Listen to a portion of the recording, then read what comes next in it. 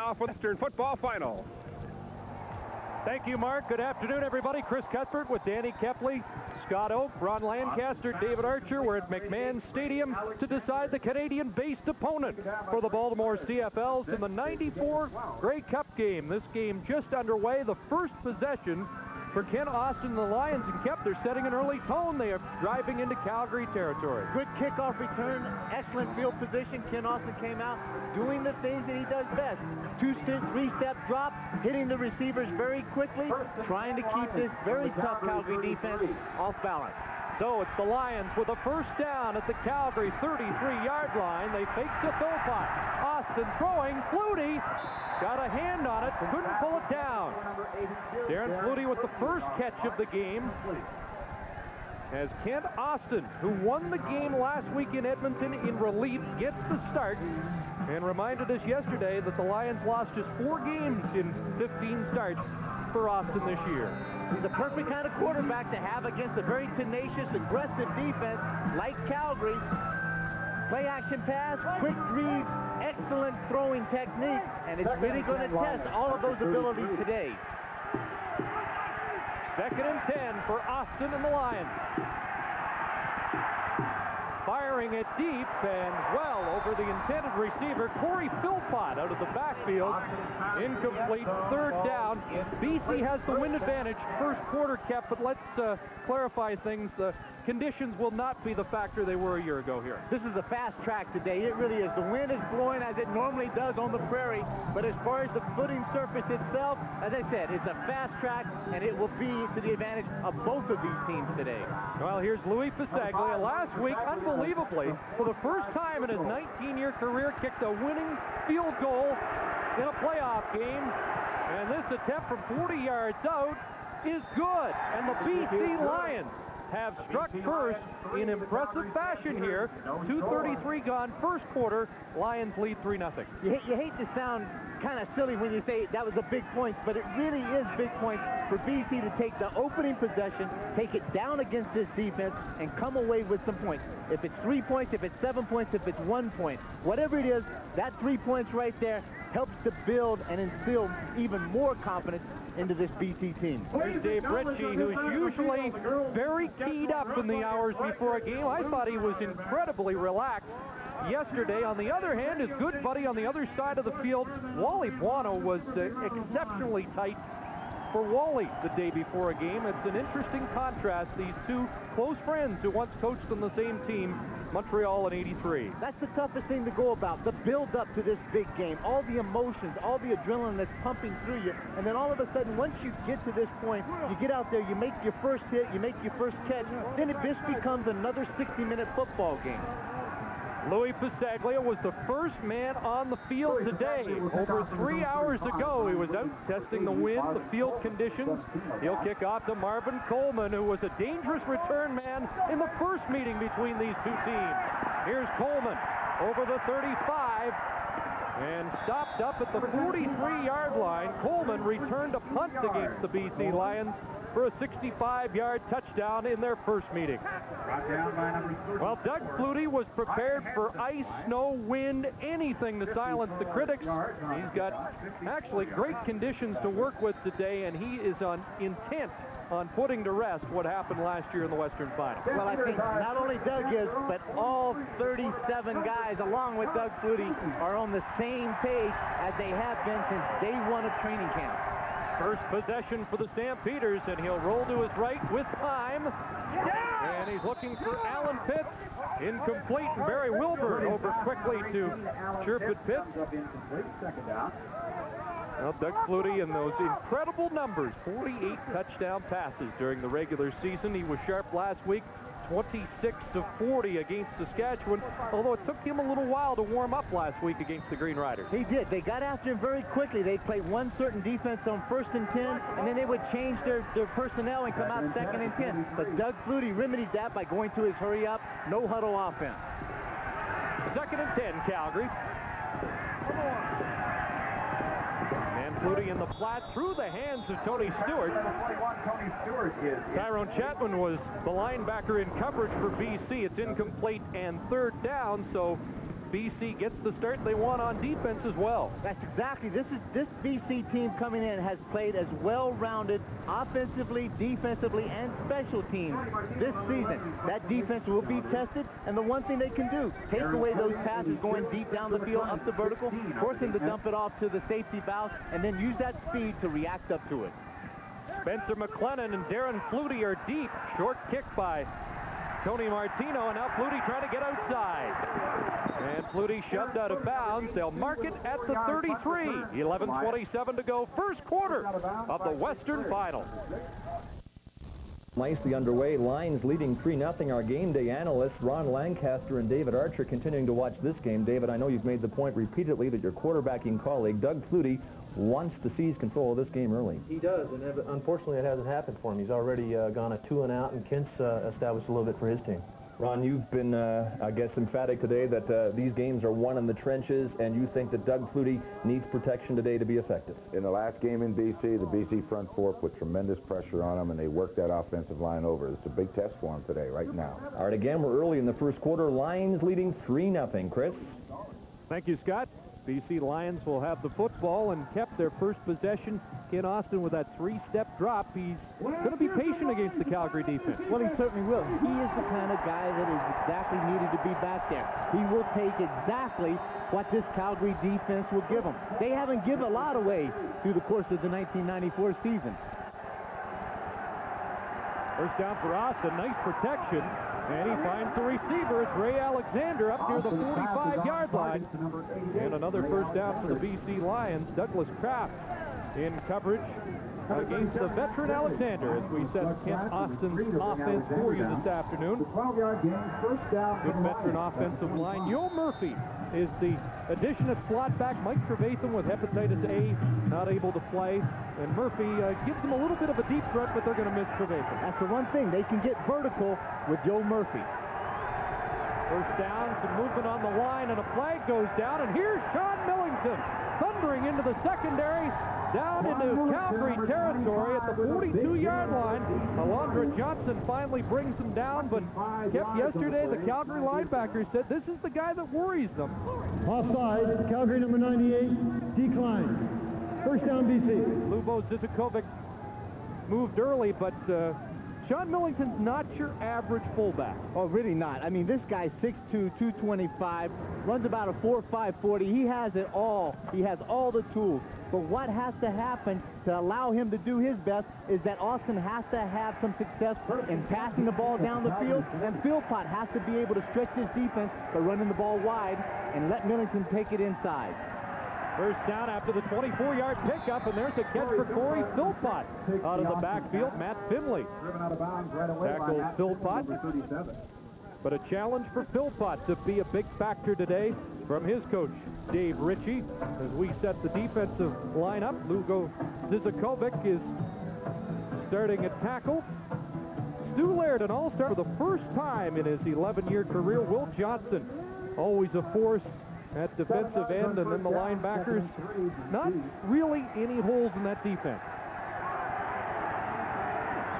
Second down, 3, and Philpott to the 30, and he'll be close to the first down. You notice a lot of times, and watch through the course of this game, how deep Corey Philpott lines up in the backfield. He has to get there about 8 or 10 yards because his explosion, once the ball is snapped, is so quick, a lot of times Ken Austin can miss a handoff with him. And he gets great momentum going toward the line of scrimmage. And in that case, enough momentum to pick up the first down. At the Calgary 30-yard line, Lions on the move. Austin looking for Yo Murphy, and he stretched out, but the pass overthrown. Kenton Leonard in coverage for the Stampeders. It'll be second down. Number 89, Yo Murphy. This is the thing about Kent. A lot of times, if he feels some heat, he's going to release the ball a little quicker. This was an opportunity. Greg Knox, had he played true center field, watched the ball a little bit more, he'd have had a chance for a pick, as opposed to looking at Yo Murphy and trying to make the hit on him. Second down and 10, BC from the Austin's numbers last week in relief of Danny McManus, who is available for duty today. Doesn't want to get into too many second and 10s. That's the situation here. Pass off the hand of Alexander, falls incomplete. It'll be third down.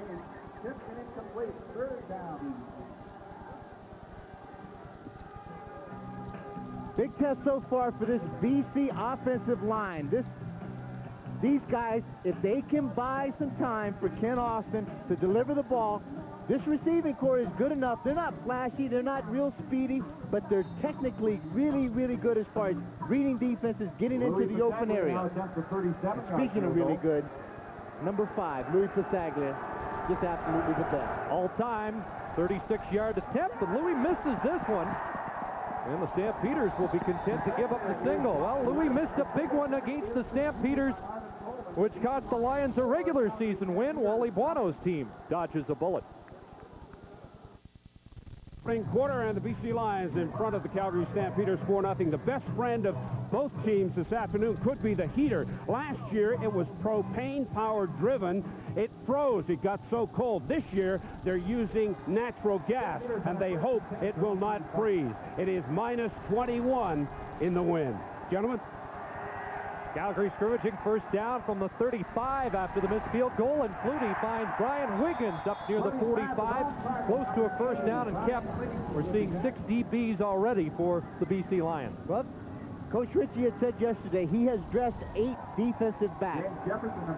Les Brown is in the backup position, but there's 6 DB that they bring in as number 23, Tony Collier. This is a guy that plays extremely well. He's a rookie, lots of speed, and that will enhance and enable this defense, if they want to, and if they need to, with double cover. Alan Pitts and all the rest of the guys are really solid as far as being able to play man coverage across the board.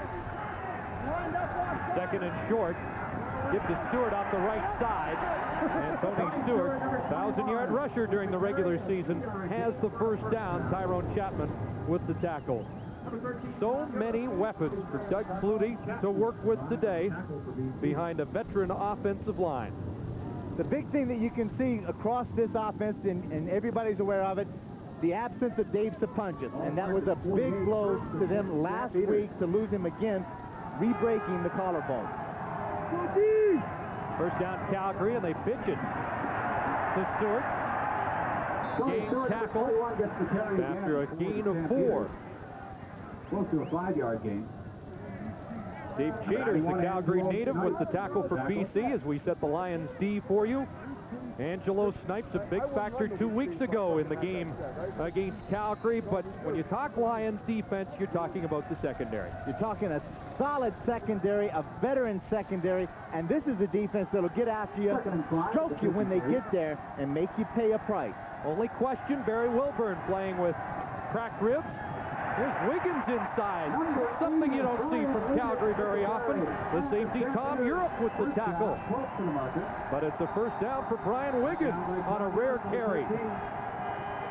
They ran Wiggins out of the backfield last week a couple of times, and they tried to get a mismatch on him, possibly with a linebacker, or make the secondaries have to make some adjustments. Now this time they just came back inside with a little counter play.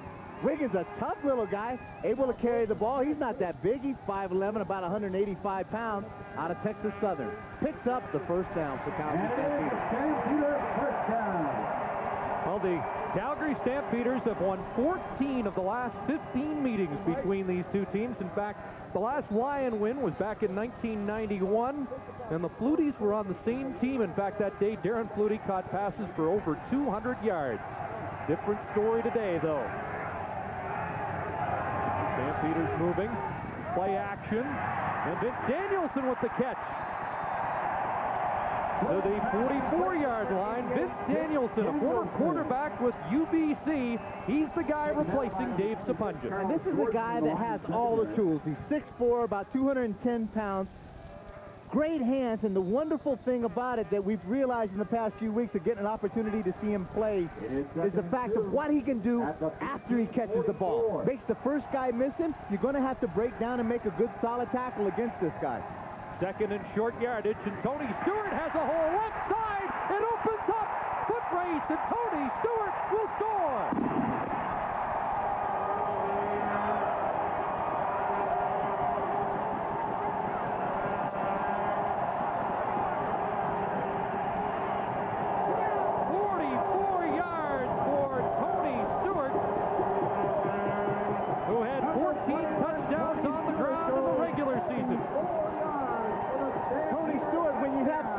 defensive backs. As I said in the onset of this game, Doug Flutie's going to look across there. He's going to want to run it. He collapses everything down. Good, quick feet by Tony Stewart.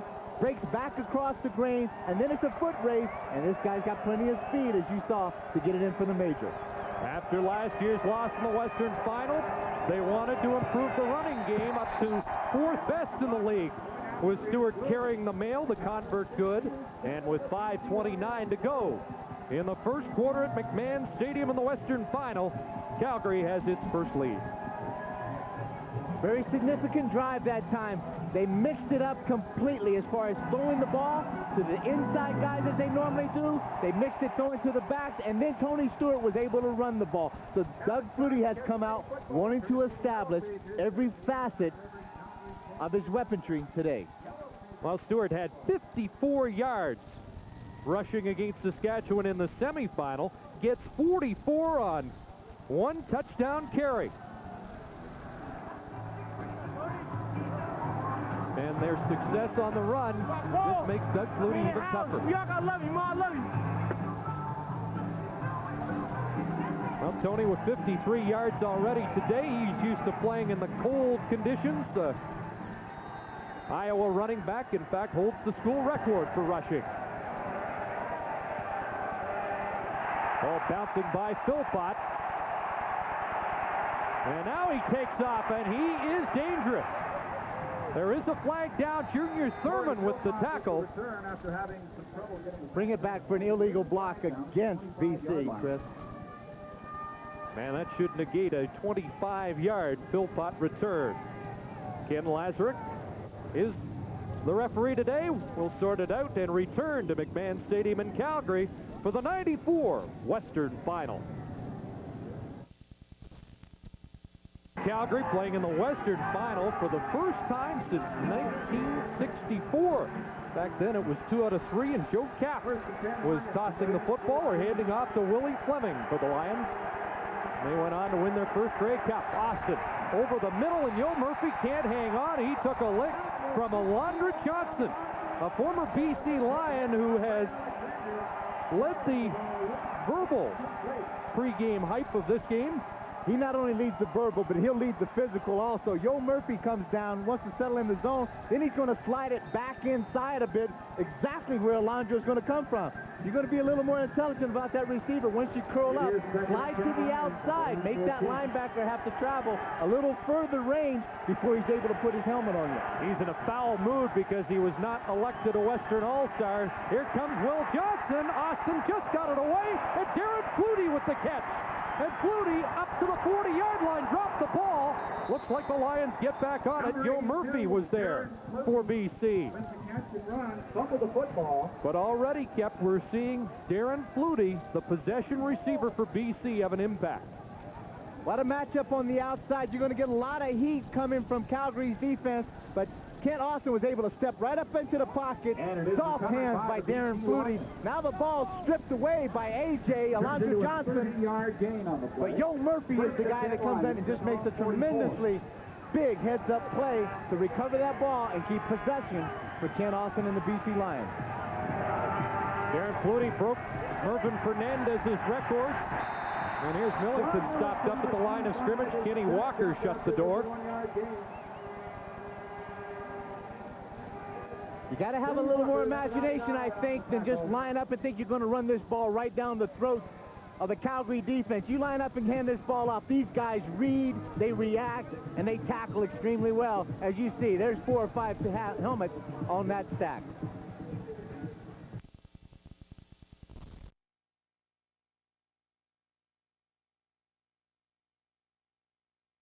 A pretty good two-step in the dressing room, too. He was entertaining the teammates yesterday with his dancing. Here's Millington, and oh, boy, he's popped by Matt Finley. Well, it's fun watching these linebackers, Kep.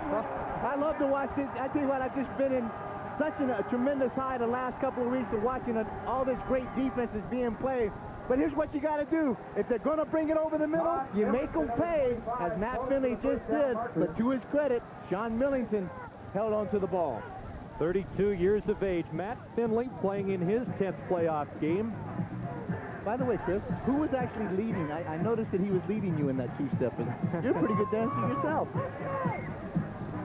Well, Dave Ritchie will be patrolling the sidelines, coming off what might have been his most satisfying victory as a head coach. He's surveying here because it's 3rd and 1, and the Lions will go for it.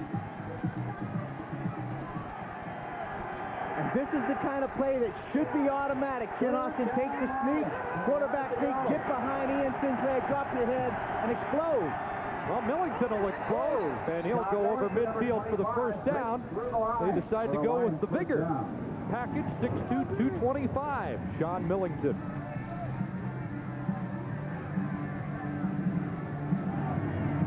That's not a bad safety valve to turn around and hand it to. This guy, once he gets his steam up and get his nose pointed straight ahead, he is hard to stop. 1st and 10 Lions in midfield. Well, BC's enjoyed offensive success. In this first quarter, they trailed 7-4. Austin out of the backfield. That's Corey Philpott. Kemp already. Philpott's had a bigger impact this afternoon than a week ago against Edmonton. Now what they're trying to do here, they'll put 3 receivers, take the slot back over from the short side of the field, but then they take Corey Philpott, the tailback, they line him up as the number 2 receiver on the short side, match him up one-on-one against Matt Finley, and then that's where they want to go. They feel that they have the mismatch that they need. The main thing they have, can Ken Austin have the time to get the ball and Philpott make the reception? Philpott a question mark yesterday. He pulled a leg muscle earlier in the week. Here's Austin in the flat and almost picked off. Kenton Leonard had 6 points on his mind. Very nearly intercepted by Kenton Leonard. Intended for 85, Matt Clark. It is 2nd down. Kent, very slow. He doesn't see Kenton Leonard at all. All he sees right now is the receiver standing out there, and Kent knows that one thing, he is very fortunate to have a chance to be able to line this ball up again. Kenton Leonard, normally very sure-handed, just knocks it down. Extra DB in for Calgary on 2nd and 10, and Flutie's open again over the middle. And Darren Flutie at the 25-yard line will move the yardsticks once again for the BC Lions. 12 yards on the play, 1st down. Darren Flutie, very instrumental last week, 8 catches for 84 yards. Reminds me a lot of a guy that I played with, Brian Kelly. Very keen about his pass patterns, very methodical in the way that he works. Sure hands, not blazing speed, but he reads defenses extremely well. And more importantly, he and Ken Austin have a great chemistry together. First down, Austin, nice protection, looking into the end zone.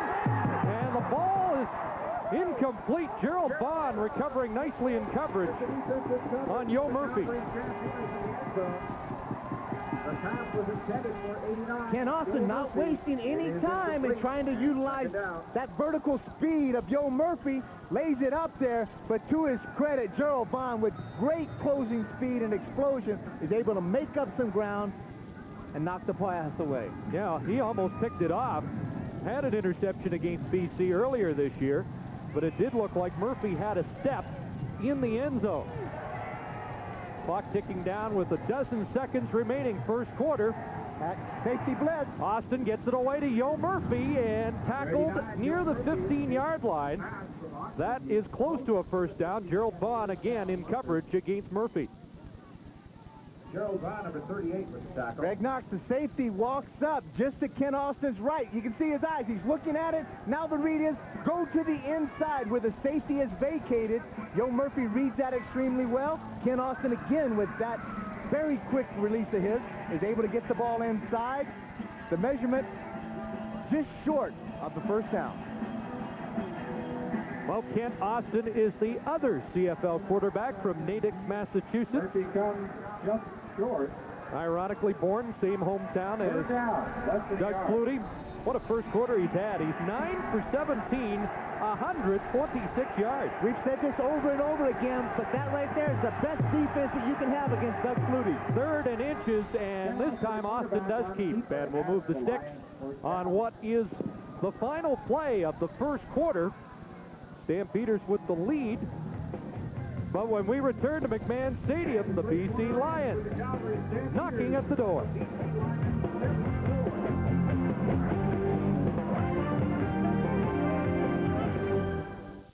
West Final at McMahon Stadium. Calgary Stampeders lead by 3, but the Lions are in scoring territory. Final Sunday will continue in just a moment. Welcome back to McMahon Stadium in Calgary on Final Sunday. Baltimore making history this afternoon with a victory in Winnipeg. And now Calgary and BC trying to sort out the Western finalists in this year's Grey Cup. Interesting first quarter numbers, the passing yards of BC, the rushing yards of Calgary. Forget all those numbers. Look at the bottom. There's where I feel it really matters. The possession that Ken Austin and the BC offense have been able to control this football and basically the first quarter. And they have driven down into Calgary territory deep and will have a first down at the 18-yard line as we start this second quarter. What Ken Austin said, you can't expect 500 yards of offense from our team. Here they are with 159 after one quarter.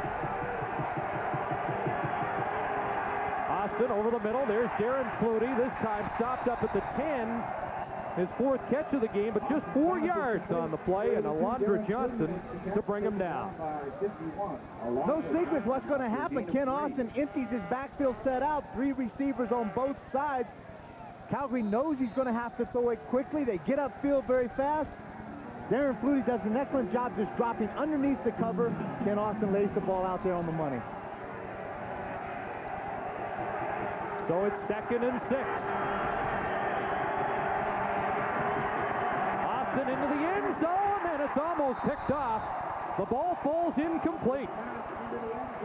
Greg Knox, who's been on a real tear of late, had a chance for the interception. He has 6 picks in the last 4 games. Chris, I really think right there you can see the sense between Ken Austin and Yo Murphy not being that familiar with one another. Ken Austin reading something that he thought, threw it to where he thought the spot was going to be. Yo Murphy breaks the break to the inside. Greg Knox was the closest there. Normally, again, like I say, very sure-handed, 10 picks through the course of the 94 season. Step to Louis Pasaglia. From 16 yards out, Pasaglia good. He's 2 for 3 this afternoon.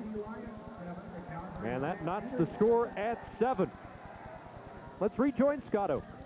All right, Chris, with our game day analysts now, Ron Lancaster and David Archer. Ron, you've often said in the past that the other team better get another ball, in this case Calgary, because BC is not letting them play with the one they're using here. They're doing a tremendous job of controlling the game, but the big thing, you've got to get the touchdown, get it in the end zone. It's still 7-7. Calgary hadn't had the ball. David, how about Kent Austin, a guy that 3 weeks ago separated his shoulder, and he's standing in there? Yeah, I think Kent's doing a great job of seeing what's happening in the secondary and distributing the ball real well, really well. Okay, Chris, back to you. Well, there's Ken Austin on the phone upstairs. Kept 3 possessions. They've scored 3 times, and yet they haven't got in the end zone. That's all right. Like I said, it's still the fact that they're coming away with some points. The confidence that they can get the ball down that close. Sooner or later, something's going to click, and that big play will happen. That just constitutes that this BC team has to be patient. If it doesn't fit, don't try to force it today.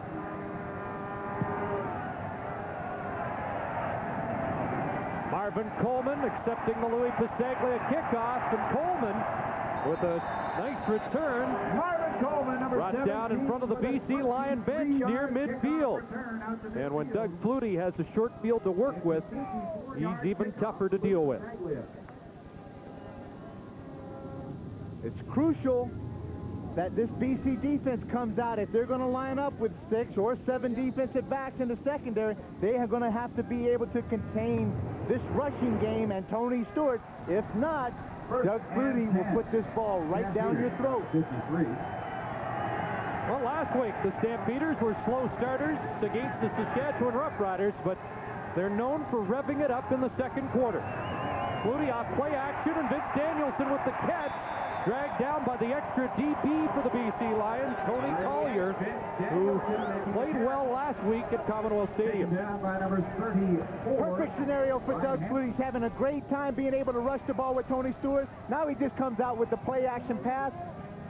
Vince Danielson, somebody that you're not going to really pay a lot of attention to until he catches enough passes on you. Comes out, makes a very good catch. Doug Flutie very crisp with his passing, very crisp with his play selection. And kept, as they did last week against Saskatchewan, going now to the no-huddle offense. First down. Here comes Andrew Stewart on the rush. He gets it away to Will Moore. And Moore down to the 35-yard line. Close to a first down for Calgary. This hurry-up offense was significant in last week's victory. As you said, Chris, the fact is it keeps everybody sharp, everybody focused. There's no time for your mind to be lackadaisical and taking other thoughts in it. Just worry about your responsibility of what you're supposed to do on the next play. 7-7 side, Calgary with the first down at the BC 35. Another quick one, and that's Alan Pitts with the catch. Alan Pitts, number 18. To the 28-yard line. Enos Jackson back in the lineup for BC. Missed last week, and that's the first catch of the game for number 18. Chris, we talked about chemistry, and between Alan Pitts and Doug Flutie, there's an incredible amount of it. They read defenses perfectly together. He has a sixth sense of where Alan Pitts is going to make his move and how he's going to get away from defenders. 2nd and 4. Flutie on a roll. And Flutie has a completion. It's Will Moore with his second catch of the drive. Last year, Will Moore had the lone touchdown in the semifinal against the BC Lions. Doug Flutie showing his athleticism of being able to sprint out, throw the ball on the run. Will Moore, an excellent target. Doug Flutie doing a great job of spreading this ball across the width of the field. Calgary on the move, first down. Flutie calls his own number. Tyrone Chapman trying to drag him down, but Flutie with the slide near the 5-yard line. Well, we anticipated he would run today. That's the first time he's called his own number. If he takes away that Doug Flutie has to do, he wants to read the defense. He's going to come back, step back. He's going to read the middle linebacker. That's the only guy that can make the play. He comes back, makes the move right up the sideline. They get a good block by Doug Davies. First and goal from the 7. Flutie into the end zone, and Pitts looked over the wrong shoulder, and it goes incomplete. Let's take a look at that quarterback draw play that Flutie set up. As he go back, all he wants to do, he wants to step back, reads the defense. Now he just sees a little opening. If you're going to have that spy technique of a linebacker to be responsible for Doug Flutie's running, it is going to be a long day at the office for any of those BC linebackers if they have to do that job. Dave Ritchie said yesterday he thinks Flutie's as fast as any quarterback in the CFL. 2nd and goal. And quick whistle. Play doesn't get off. It's a procedure call against Calgary. And they'll move it back 5.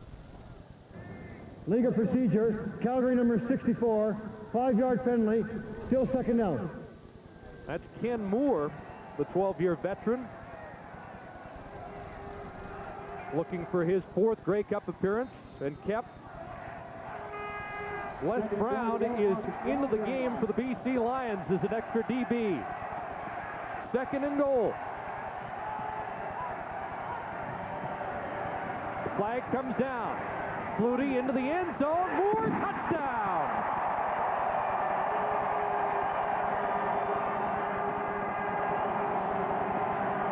Chris, I'm not sure, but bring it back. It's going to be offside against Calgary. And the culprit may be Alan Pitts.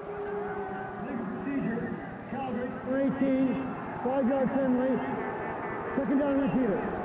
So a major break for the Lions. A lot of that time when you start to get as a slot back, try to get that momentum going toward the line of scrimmage, time the snap count so that you have some speed coming off and you put the defensive back at a disadvantage. Alan Pitts was caught in the neutral zone. 2 penalties in a row against Calgary, pushes it back to the 17. 2nd down over, goal to go. Everybody out of the backfield. Here comes the rush on Flutie into the end zone. Ball is dropped. Danielson had it, but not long enough. Into the end zone, 438, Danielson. And it'll be 3rd down. crucial situation like this, it just shows you the great confidence that Doug Flutie has in this young receiver. From the shotgun, spreads everybody out to the right-hand side, the wide side. Then he comes back to the quick post to the young rookie off the backside. Very catchable pass. The ball was thrown extremely well. Mark McLaughlin, number 13, to attempt Tees a it up for 24-yard Mark field goal. McLaughlin, field goal attempt. McLaughlin 2 for 2 last week. Flutie the holder, and from 24 yards out, McLaughlin misses. So Pasaglia missed one, and now McLaughlin, but hold on. There's a flag on the play. I think they're going to get offside against BC. Mark will get another shot at kicking this.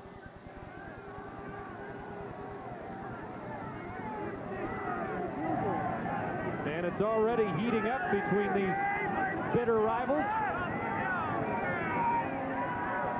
Stu Laird was saying yesterday, it's not Edmonton, but it's close. These two teams don't like each other.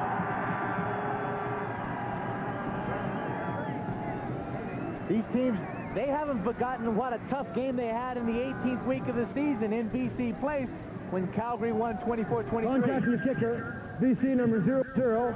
Half the distance to goal line. Third down repeated. Les Brown called for contacting McLaughlin.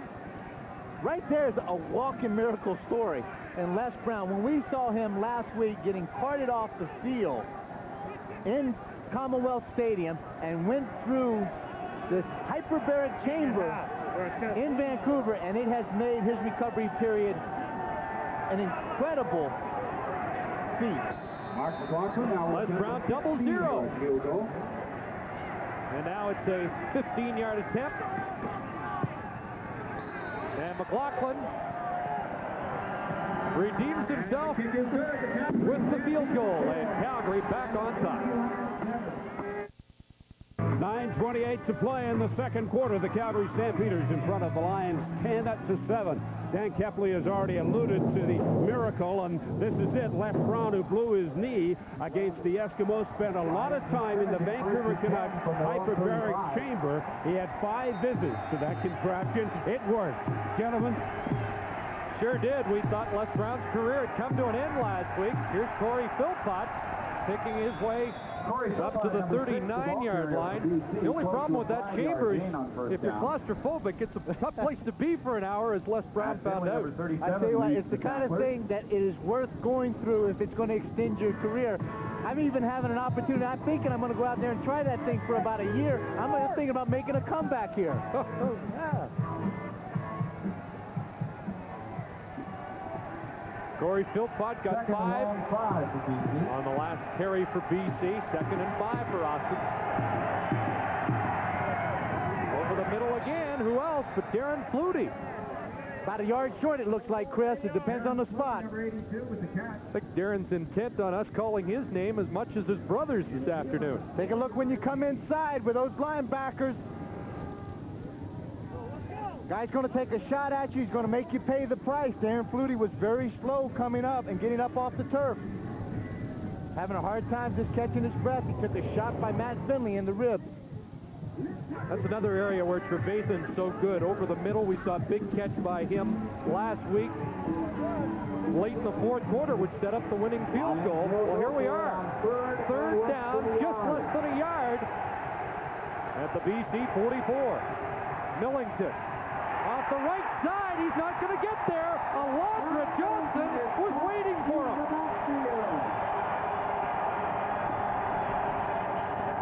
Alondra Johnson has been a huge factor for Calgary so far this afternoon.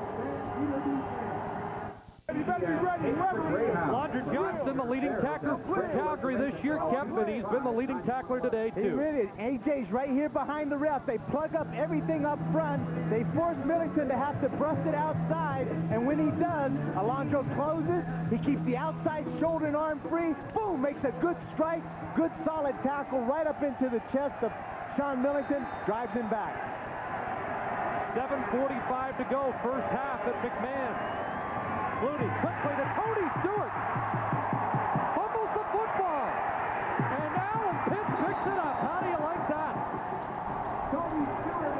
You got to be good to be lucky and lucky to be good, but every everything just bounced that way for the Calgary Stampeders on that play. 41 yards. Stewart and Pitt. With the recovery. Tony Stewart waggles out of the back, wide. Doug Flutie reads, all of a sudden, no linebackers around him. Then they can close on the ball very quickly. First and goal from the 2. Stewart again. Touchdown.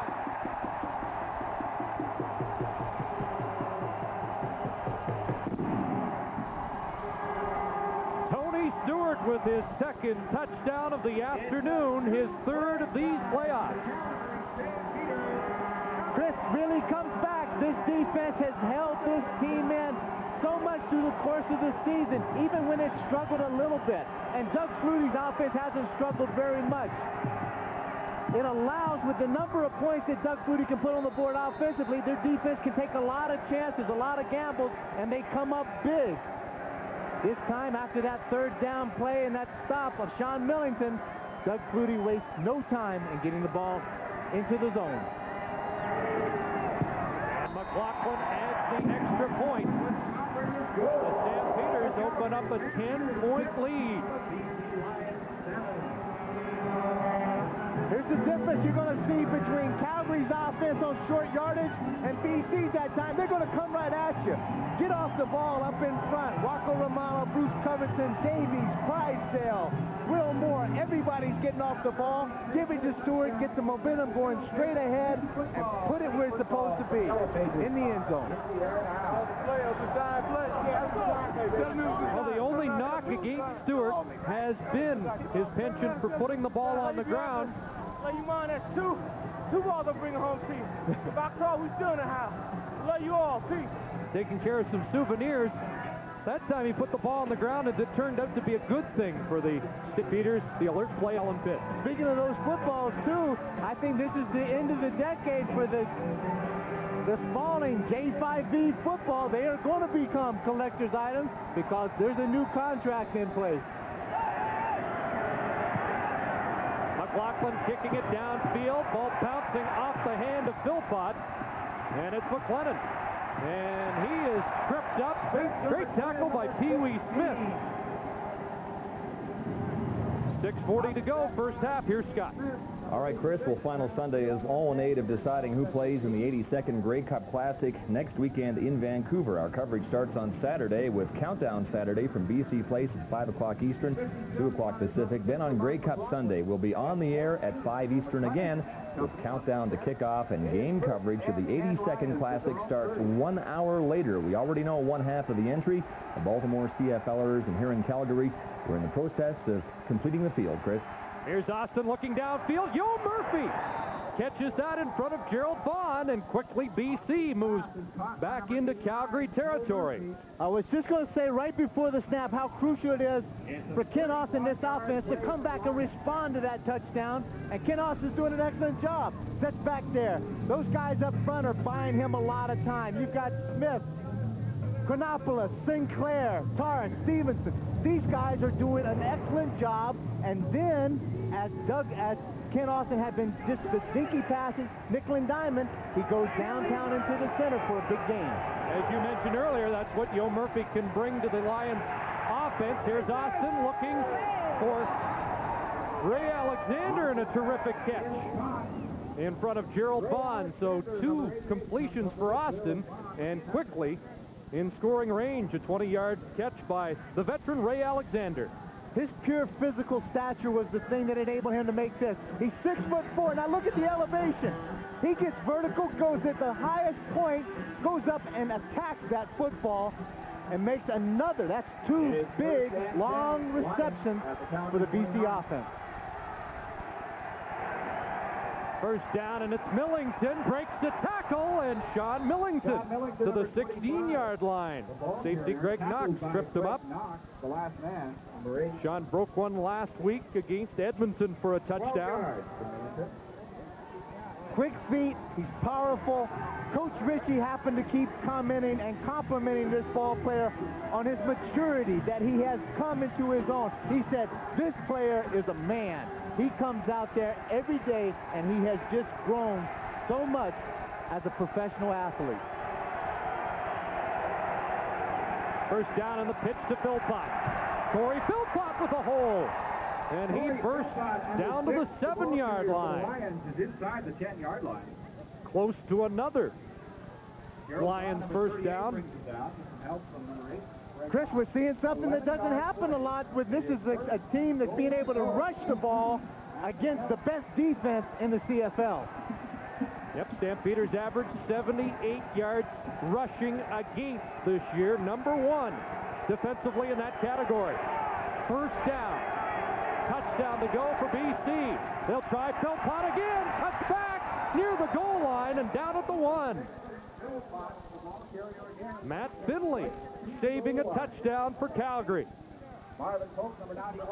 Two things. When you line up this deep, you get the ball, you give up a little yardage, but it helps a young player like Corey Philpott able to see the holes, and he's able to make the cuts and try to set up his blocks a bit. And then not only that, he has got that great explosion and burst of speed when he gets his nose pointed toward the goal line. Impressed with the effort by Philpott. He comes out on this second and short situation. Ryan Hansen into the game. But he has had, Coach Rizzi said, a problem. He pulled a calf muscle a little bit during the course of the week at practice. This is Sean Millington territory. He gets the handoff, left side, touchdown. Number 25, Sean Millington with the 1-yard catch. So the BC Lions answer right back after Calgary had opened up a 10-point lead. What a great compliment and a confidence builder for this offense. Ken Austin, look right down the line of scrimmage. You're going to see the explosion. The power of this guy. He gets hit in the backfield. Good, strong leg movement. Able to get it across the end zone. Off that left side behind the veteran tackle who's retiring at the end of this season, Rob Smith. Bisaglia in to add the extra point. 2:56 to go, first half at McMahon Stadium in the '94 Western Final. And it's been a good one so far. The long pass to Yo Murphy, another one to Ray Alexander, and Sean Millington capped the drive with this touchdown plunge. One of the things that Calgary does so well that they did again on that short yardage play, they plug up the center, the middle, and they make him take it a little diagonally, and then they pursue to it. Sean Millington was able to get his shoulders pointed toward the goal line and his nose across it for the major. Here's Marvin Coleman up near the 45 before he's pushed back. Number 17 on the Calgary football when we return to McMahon Stadium. Kev, what's going on? Two great defensive minds, and we've got a shootout in the Western Final. We talked to both of those coaches yesterday about that. These guys are great friends on and off the field. They're competitors today. They know each other so well. Coach Rizzi just kind of giggled when I asked him, I said, how good is this going to make the chess game for tomorrow? He said, it's going to be interesting. And that's exactly what it is today. Calgary Stampeders are first. So far, the edge has gone to the offense. 2:49 to go, first half. 17-14 Calgary. Flutie in the flat in front of the BC bench. Wiggins has the catch. Wiggins a real key to the Calgary offensive success this season. Double break, comes to the out. Now watch how he concentrates so hard, getting his foot in the bounds, and Doug Flutie throws it exactly where it needs to be thrown. And Brian Wiggins comes up with an excellent reception. Working on the veteran James Jefferson. First down, play action, and Flutie has it out to Danielson. And he's wrestled down. Charles Gordon, a hero last week with the tackle, but Danielson has been a reliable target today, 14 yards. With some zip, Doug Flutie just plays the ball out there, quick out pattern. Soft, cushy zone played by the BC defense. Allowed Danielson just to be able to settle out there. Doug Flutie puts it again where it has to be. At the BC 39. And early movement. Who jumped first? It'll be procedure Calgary.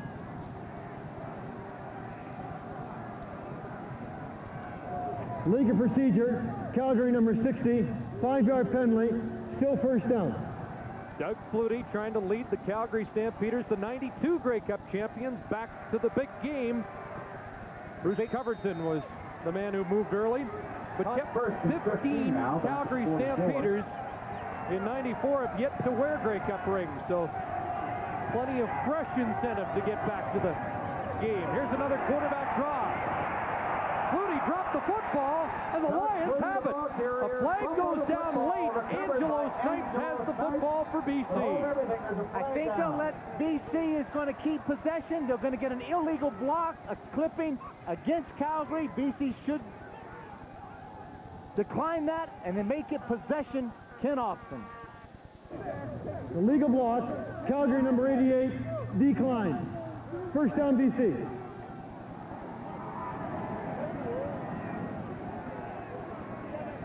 Take a look again now. Doug Flutie, it's a quarterback draw. It's set all the way. Angelo Snipes comes across, and what he did, Snipes swiped that ball out of Doug Flutie's hands. The illegal block by Danielson, but more importantly, Snipes came up with the possession. Ken Austin, first and 10. Austin over the middle, incomplete. Looking again for number 82, Darren Flutie.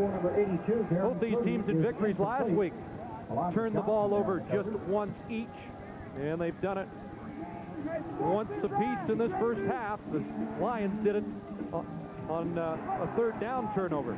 That's the thing about the Calgary defense playing against Ken Austin.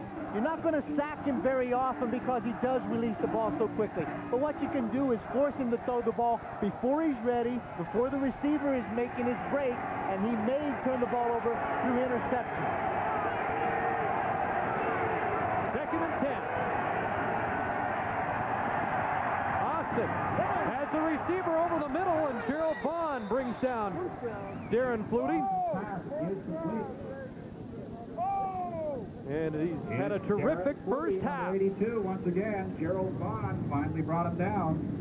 It really has to be some proud parents watching both of these Fluties play, as Darren does an excellent job coming inside on Kenton Leonard. Again, the big reason this is successful, the offensive line is buying time for Ken Austin to throw it.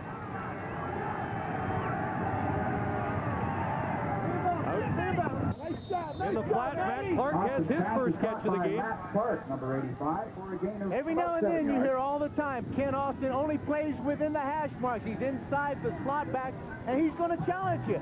Ken Austin can throw the ball and will throw the ball to the wideouts. If you lay off like that, he's going to take exactly again what you give him. Pickup of 8 for Clark. From the Calgary 52. It's 2nd and 2. Look how deep Philpott is in the backfield as he takes that pitch. Got to the 50, pushed back, and I think he's going to be shy of the first down. I think you're exactly right, Chris. Good eyes. It's going to get it past the 50, but it's going to be about a half a yard short of the first down. And again, another big call for Coach Dave Ritchie. Now there's a point. You're 2nd and 2. You're going to toss the ball back to a guy that's 10 yards deep. You've got to make up 12 yards in a hurry to pick up the first down. Stu Laird and Sreko Zizikovic combined on the tackle, which keeps Philpott inches short. Bringing up third down with 1:47 to go, first half, a 3-point Calgary lead.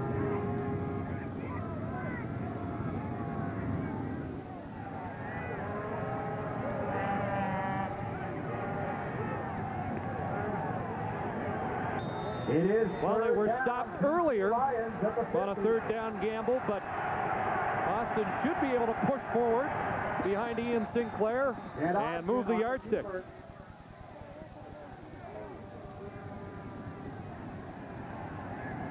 And again, things heating up. Will Johnson in the middle of it. He's expected to be a force today.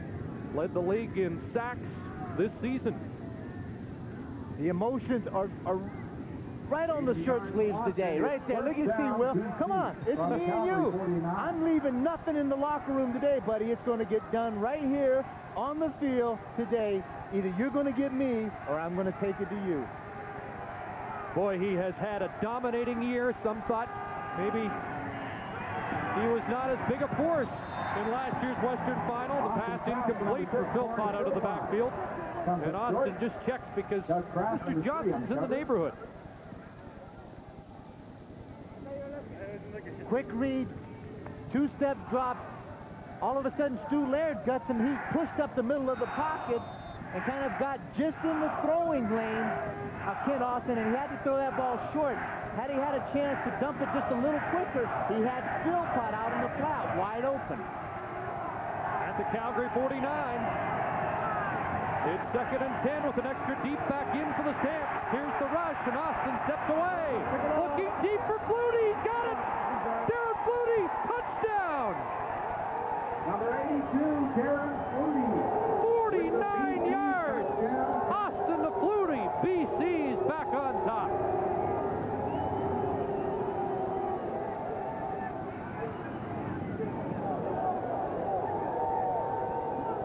Kent Austin does an excellent job of being able to step outside away from the pressure. We're going to see right here is going to be the motion.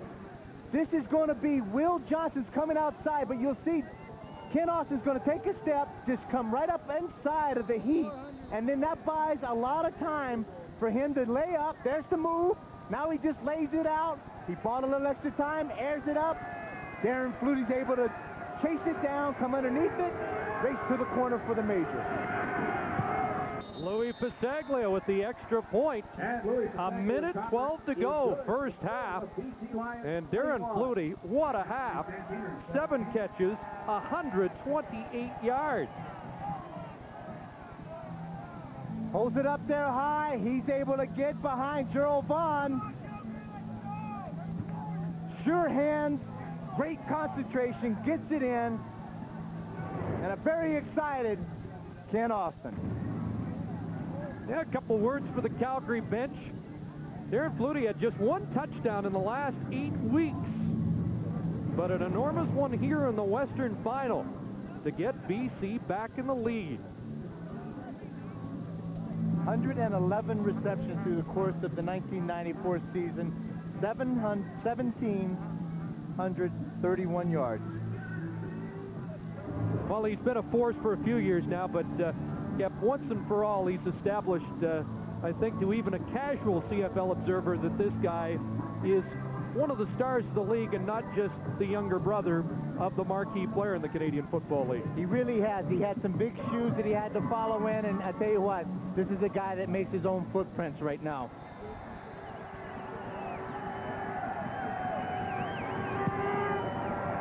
Pasaglia kicking it off, and again, it's Marvin Coleman. Breaks the tackle, tripped up as he gets to the 45-yard line, but kept if the Stamps were a little on edge before the game. This has to be a cause for concern, down by 4 here late first half. I think in a sense that is concerned, but some of the things that they've had open, they just haven't been able to get the ball there. BC, they did something that they normally don't do. They allowed a big play to happen and a big touchdown pass to take place. Calgary defense normally doesn't do that kind of thing. Now it's crucial for Doug Flutie to try to make something happen with 1 minute left to go in the half. Goes back to Danielson, and Danielson's at midfield. That's a pickup of 11 and a first down. Henry Newby with the tackle, and Dave Zapunjas would love to be in there, but the man replacing him, Vince Danielson's done a solid job again this afternoon. And don't think that every time Danielson doesn't come off the sideline, he and the Sponge are having a conversation about what's going on out there. First down, Flutie, wide side of the field. That's Brian Wiggins getting away. Dropped the football, but play whistle dead.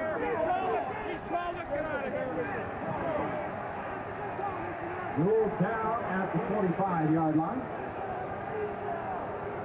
Les Brown, a little frustrated, but he's going to have to run back and take his defensive spot because Doug Flutie's in a hurry-up offense for Calgary.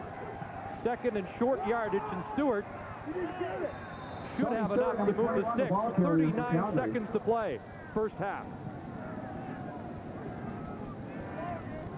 There is no one better in the CFL in the last 2-minute drill, working the clock, than a guy, that man right there, Doug Flutie.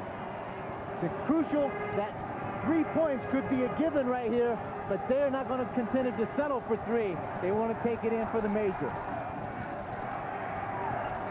But Doug doesn't mind playing these wide-open football games. Alan Pitts was tripped up that time, and the flag flies, and Enos Jackson is the guilty party. Enos Jackson did a very good job of trying to slow down Alan Pitts in the 18th week, the last game of the season in BC Place. Illegal contact on the receiver, BC number 29, 10-yard penalty, first down Calgary. Playing with a cast on his hand, but that certainly doesn't hurt his footwork. And here you can see that right hand just comes right up, and he just jams it right in the face of Alan Pitts, and Alan Pitts goes down like he's shot. Scored a knockdown, but a first down. Here's Flutie. Wide open, Will Moore. Charles Gordon has him out of bounds at the 8. Inside the 10. Charles Gordon, 26, makes it up. This is the kind of thing that's got to drive a defensive coach and a head coach like Dave Ritchie absolutely squirrely, in a sense that his defense had played that well, but in the last minute, play so soft and allow big plays to take place, and Doug Flutie be able to march this ball down the field at will. 46 yards, the catch for Moore was under a half minute to go. First and goal, Stampeders. Flutie into the end zone, touchdown! He's got Moore in the end zone again. And they've got something going, Wilburn and Moore. Moore had to be restrained after the last catch, and Wilburn took a shot after the touchdown. The key to this game, in any championship game, is that no matter how much emotions that you have, they have to be disciplined emotions. Don't take stupid penalties. Don't create a problem. BC is the most penalized team in the CFL. The main thing that you have to do is don't get yourself thrown out of a football game, particularly when you are one of the key participants. Well, Will Moore has been on a touchdown tear of late. 8 touchdowns in the last 8 regular season games, and he has struck twice this afternoon. McLaughlin with the extra point. Stamp back on top. In a thoroughly entertaining first half, which still has 23 seconds left, and the way Flutie and Austin are going, there may be more points on the board yet. Take a look at the eyes of Doug Flutie as he comes back. He knows right now he's going to his slot back. Will Moore breaks to the out. He's wide open as he's able to create a significant cushion between he and Charlie Gordon, the halfback. Then here comes the taunting. Little chat here. Pee Wee says, hey, I got it covered here. I'm going to be the ref in the middle of this stuff. And hey, Barry Wilburn's the guy. He's been around the block and back. He's been to the mountain. He's got Super Bowl rings. He's physical. He's tough. He's intimidating. So if you're going to get in his face, hey, you better be able to back it up with me if you're going to come and talk to me like that. Because I can guarantee you, through the course of the second half, we're going to see some physical contact between Barry Wilburn and Will Moore somewhere.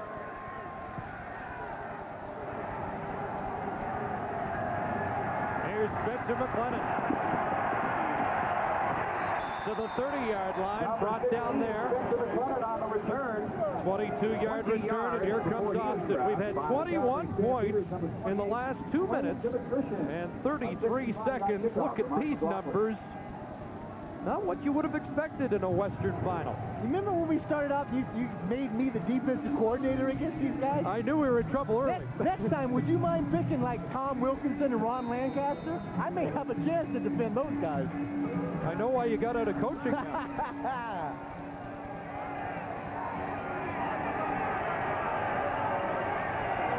18 seconds to play.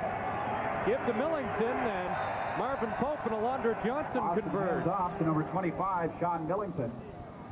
Marvin Pope, number 91. Brought him down. Pickup of close to 4.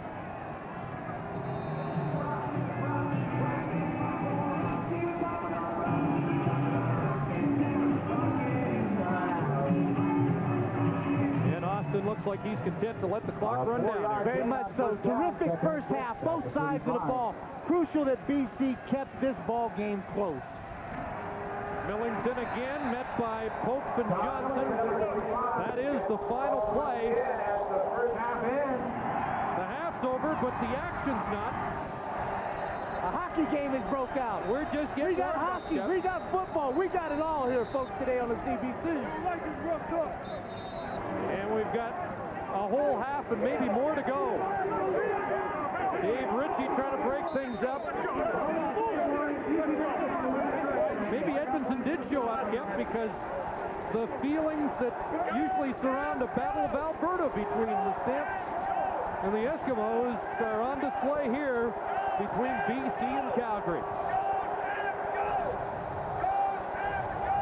That's a great first half, and again, they're still having trouble separating some of the players. That's Wilbur back in the middle of it.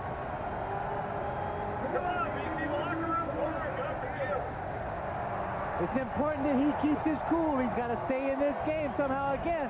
He's playing with some bad ribs, and he's playing with a bad attitude today as he's going in the secondary to BC Lions. All right, they've got everybody separated. We're going down to Steve. Thank you very much, Chris. I got the head coach of the BC Lions, Dave Ritchie, with me. Dave, emotions running very high. Yeah, I guess so. I don't know what's going on. I still look over there. Something's going on over here. Something's going on over there. I don't know. We've got a good old-fashioned Western shootout going here. Did you expect it? I hope so. You know, we weren't going to come in and lay down. We're going to come in and fight. So I guess we're fighting all over the place. Who knows? What sort of adjustments are you going to make for the second half? Well, I guess we'll have to get the Flutie a little bit better and maybe cover a little bit better. You know, we're moving the ball all right, so we just got to get less Brown in the game and get some coverage. Thanks very much, Coach. Good luck in the second half. Now it's to Scott. All right, Steve, BC Lions haven't been to the Grey Cup in 6 years, and through 30 minutes, haven't they looked like a team eager to end that drought? But then the Stamps found form late in the half, and now it's a 3-point ball game.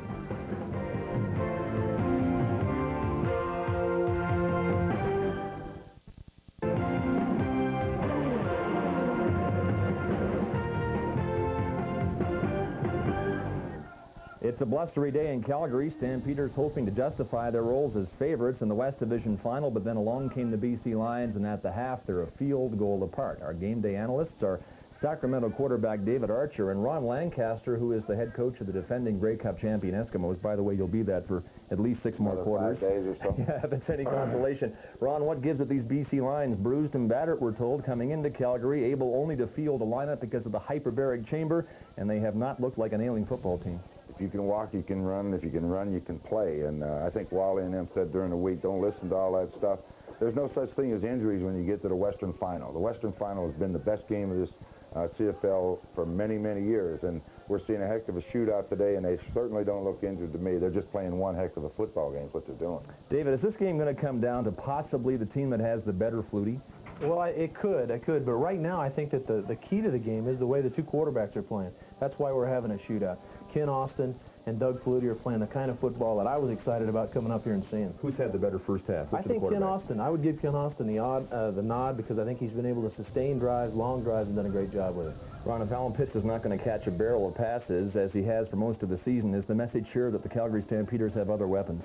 Well, you're seeing them today with Danston and Moore and so on. And Alan Pitts is even coming back, blocking on the backside and blocking linebackers. That's good team effort from him. And I think Flutie has shown he has other weapons, and that's key. David, what about getting Pitts into the game in the second half? Is that going to be a major consideration for the Stampeders? Well, I think so. I think Alan's got to be a part of their offense. I think he's done a good job with some other things. He's done some blocking for them, recovered the big fumble, but I think they need to get Alan the football because he's their big play guy. All right, we'll talk to both of you as Live at the Half returns or continues. And earlier today in Winnipeg, the Baltimore CFLers confirmed their place in the 82nd Grey Cup game. This is an expansion franchise and a very fast track in the championship game in its very first year of existence.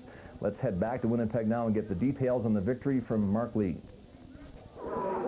Welcome back to chilly Winnipeg Stadium, where we have witnessed history in the making today as Baltimore defeated the Winnipeg Blue Bombers by a score of 14-12. For the first time in the history of the CFL, an expansion team has won the East, and for the first time in the long and illustrious history of this league, an American-based team is going to the Grey Cup. I'm joined by quarterback Tracy Ham and linebacker Matt Goodwin in the victorious Baltimore locker room. Tracy, your thoughts, especially since this was a personal revival for you, considering what you went through last year in Toronto.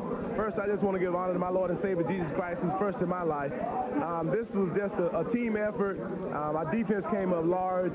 They shut a good offense down, and we got what we needed to win the ball game. And, you know, it's not just Tracy. It's a team effort. Everybody did what they had to do to win the ball game. Was this a case of the team that could work against the wind the best was the team that would win? Well, you certainly want to control the ball, put the ball on the ground when you had the wind going in your face.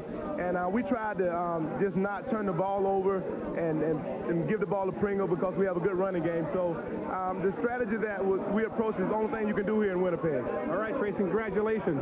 Matt, not too many teams can shut down the other Matt Dunnigan offense. You didn't allow them one touchdown. Tell us your secret on defense today. Well, the secret of our defense against Winnipeg has been pressure.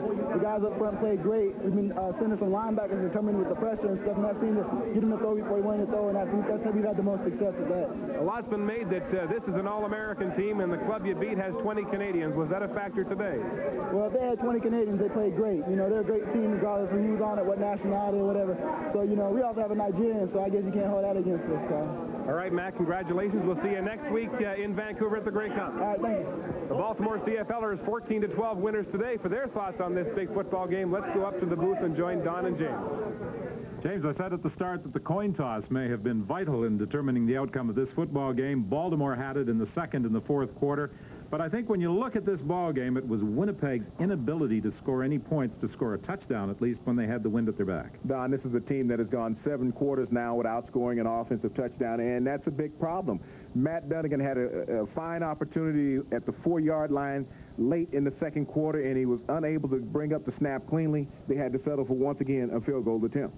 And then, even though the defense played very well in the fourth quarter, late in the fourth quarter, Donald Igwe-Bike, a season-high 54-yarder for the winning field goal. Special teams always so important in the CFL, and for today, Baltimore, it proved to be the winning factor for them this afternoon. And when a game comes down, the rushing game, they held Winnipeg to only 42 yards rushing in the game, where Baltimore was able to go over 100 once again.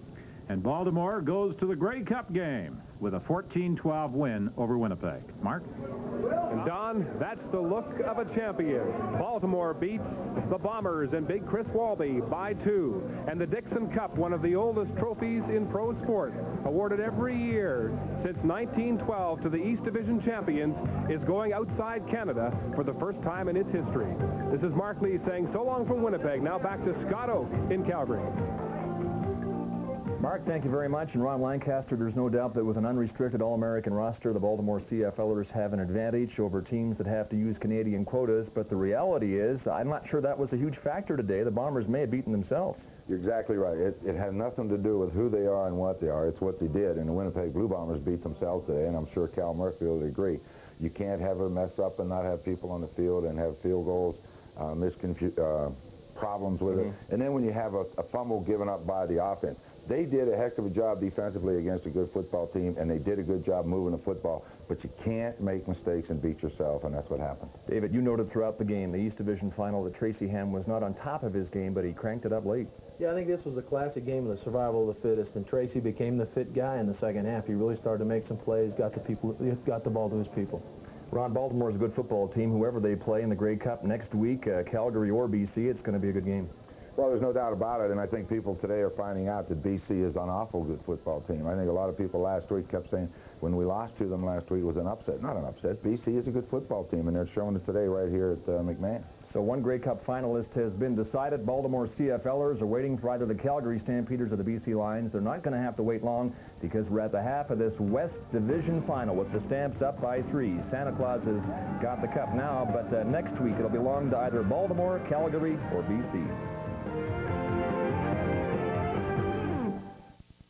Stadium in Calgary. One half of the West Final is complete. Stampeders lead by 3. Welcome back as we continue now on Final Sunday. A year ago, Stampeders head coach Wally Buono said his team's loss to the Edmonton Eskimos in the West Division Final would either destroy the team or make it stronger. Stamps went 15-3 on the regular season, so they may be stronger, but the BC Lions are giving them a game today. Let's bring in Chris Cuthbert and Dan Kepley now. Well, surprising first half. We anticipated defense. At least Kepley had me convinced that's the way it was.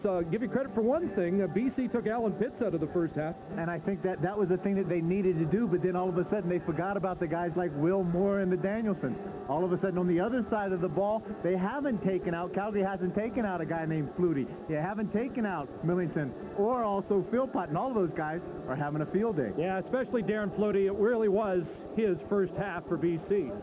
Offensive line does an excellent job. Ken Austin buys himself some extra time, gets away from the heat, lays the ball out there. Darren Flutie does an excellent job of chasing the ball down. Concentration puts it into the end zone. Boy, he was tough over the middle, and then the deep pass, which we weren't able to see, but we will see Will Moore, a touchdown pass from Doug Flutie. Has become the go-to guy. Dave Sapunjas is down. You think Alan Pitts is there. Now Alan Pitts is getting hammered a bit in the secondary. Now Will Moore has stepped up and really taken on the challenge. And this is what happened at the end of the half. Wilburn had said something to Moore after a catch prior to the touchdown, and Moore came back in Wilburn's face, and we saw it here, and then we saw it at the end of the first half. What did you make of all that? Well, that's what's going to happen. There's emotions out there. When you're laid out there as far as a cornerback and a receiver, there's intimidation. There's one-on-one guys out there, and you have to be tough. You have to be cocky about it, and you can't take any slack from anybody. So we're going to see 30 more minutes of things just like that in this second half. And maybe more. Can't wait, but first, let's go down and join Steve. Chris, this is my read on what happened at the end of the first half. Throughout the first half, Barry Wilburn of BC Lions was going by the Calgary bench, constantly taunting the Stampeders, and I think it reached the point where the Stamps said, enough is enough, and they challenged Wilburn. And that's when the two teams got together and decided to talk things over going into the dressing room to end that first half. Chris is right. Emotions are running very high. Wally Buono and the Calgary Stampeders will make their way back out here to McMahon Stadium, where the temperature has actually improved just a little bit. The wind chill factor about an hour and a half before the game was minus 27. It's about minus 20 now. Wally, what did you say to your team in the dressing room during the half? Well, I think the thing we want to emphasize is that we're ahead.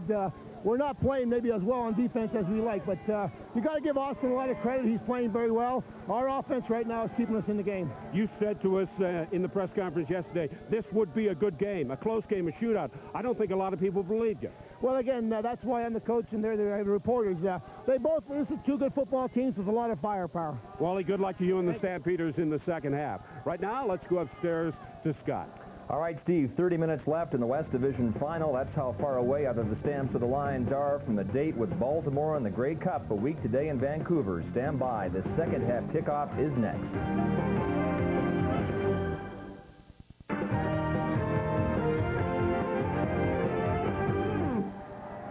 Welcome back to McMahon Stadium for what should be a terrific second half of the 1994 Western Final as the Stampeders and Lions duel for the right to play Baltimore in the Grey Cup game, and we're underway. Calgary with Marvin Coleman, and a return being set up. Coleman trying to turn the corner up to the 53-yard line, so nice place for Doug Flutie to start the second half of this game after a 24-yard Coleman return. I'm not sure what the win factor is at this point, Kemp, but Doug Flutie will have it behind him in the third quarter. Great first half. Look at the accuracy there. 13 completions that he had, 190 yards. And the main thing was that last minute and 4-second drive to complete the touchdown pass to Will Moore. What an excellent possession drive that was for the Calgary Stampeders. At the 53, first down. And immediately it's Will Moore, Tyrone Chapman has the tackle for BC at the 50-yard line of the Lions. It's a pickup of 7.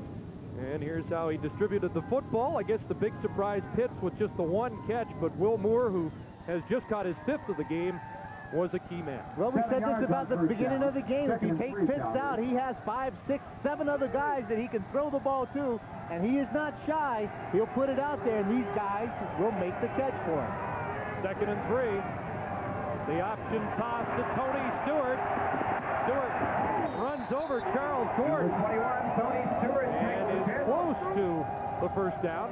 And he is close to that first down stick. A little different look by the Calgary offense. Comes out with an option play. Doug Flutie just wants to come down the line of scrimmage. Reads the option off of the end guy. And all of a sudden, Tony Stewart is back there. Nobody's around him. Gives it to him, and he does what he does best. Runs with the ball, and they're calling for the measurement. This is how close that play was. Doug Flutie will confer on the sidelines. Kev, you could tell from Dave Ritchie's interview with Steve Armitage into the first half, disappointed with the secondary. He takes so much pride in the secondary he's put together. They're full of great veterans, but Flutie's had his way so far. Well, they had bent, but they hadn't broken up until that last minute of the first half. They played exceptionally good defense for 29 minutes. Now the fact is you got to go in there and say, hey, guys, what happened that minute? What happened there to change the whole course of what we have done the previous 29 minutes? Now, we've got to forget about that. We've got to go out there and play the next 30 minutes, all full 30 minutes, exactly the way we played the first 29. He also said they got to pressure Flutie. They got to him at BC Place 2 weeks ago for 3 sacks. It is 3rd down and short, and that'll move the yardstick. The keeper has a Stampeder first down. Well, the first half numbers impressive offensively on both sides of the football.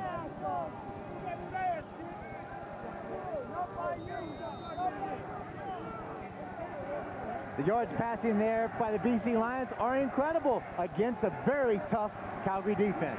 Here's Tony Stewart up the middle. Number 21, Tony Stewart, the ball 3 yards. on 1st and 10. About 3 yards. Wally Bono's team, Stewart, the average 73, margin of victory at McMahon this year, Kep, has been over 4 touchdowns.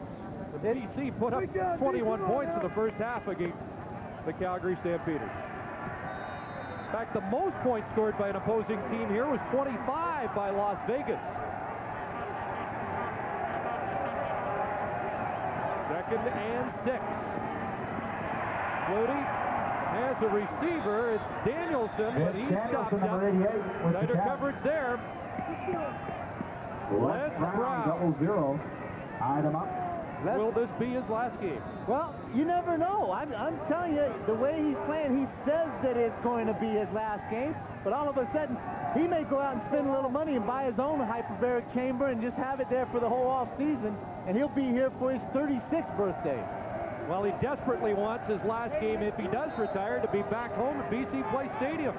That's when I felt so badly for him last week when he was carted off the field at Commonwealth Stadium, that possibly was going to be his last game. To their credit, BC came back. McLaughlin from 46 yards out, and Mark McLaughlin good. It is good. 3 for 3 today for McLaughlin. And the Stamps are up by 6. Marathon Ford in Leamington is a proud sponsor of the CFL on the CBC Windsor. My kind of game, Ma. It's fast and exciting. Exciting like buying a new car or truck at Marathon Ford. Leasing too, Ma. Folks, you owe it to yourself to check out a marathon deal. Like the CFL, we're not the only game in town, but you like the way we do business. Okay, son, go for a long one. Marathon Ford Leamington. Oh, keep an eye out for a little old lady with a great arm. Or better yet, me, the Cardio King, for a great deal. If you love fresh, delicious homemade pasta, then you need the Pasta Chef, the incredible pasta machine. Easy to use, just add flour, eggs, oil, and water. It automatically mixes and blends. No kneading or rolling. In only minutes, you have fresh pasta. Make mountains of spaghetti so fast and easy. Try vermicelli or angel hair with your favorite sauce for an Italian gourmet meal. Add herbs and spices for a tangy flavored fettuccine. Add carrot, beet, or tomato juice for a variety of tastes. Make cornmeal or whole wheat macaroni. Add spinach juice for spinach lasagna, a healthy treat. You can also make rigatoni, linguine, gnocchi, even cookies, pretzels, and bagels. Store-bought pasta can cost $5 a pound. Now you can have fresh, healthy, homemade pasta for 30 cents a pound. Similar pasta machines sell for $160 or more. The Pasta Chef, complete with measuring cup, 10 assorted dyes, recipe book, and instructional video, only $99.95 from K-Tel. Available at Zellers, Walmart, Kmart, Canadian Tire, Home Hardware, True Value, Pro Hardware.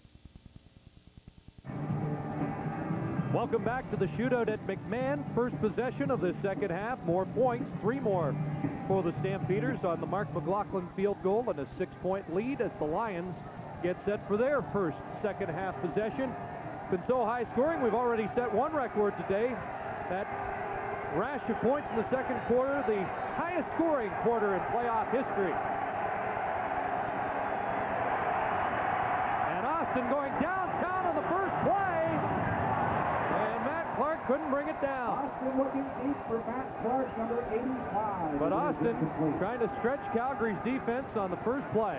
And he is slow to get up. Austin took a heck of a lick as he let that ball go. And you can see he's a little ginger about getting up right at the last minute. That's Stu Lair. It's not the hit by the helmet, but it's the hit when Stu puts him on the turf and then kind of rubs that helmet in his chest a bit. It took a little toll on Ken Austin. But Kent showing something uncharacteristic, doing something that he's not expected to do, taking the ball downtown and deep. Marvin Coleman in the game as an extra DB on 2nd and 10. Here comes the rush, and Austin goes down. Struck goes to Zakovic. Got an arm on Austin. And Calgary has a sack, and Austin is down. And you wonder if the Stu Laird hit did most of the damage. I would think that the hit prior to that one right there did a significantly more damage to Ken Austin than that play right there did. Danny McManus quickly starts to loosen up with the BC bench.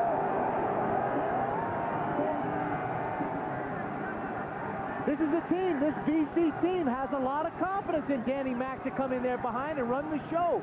He brings a little bit more offensively to this game, a little different game plan, because he can stretch defensively across the width of the field. He does throw the ball to the outside, has a stronger arm.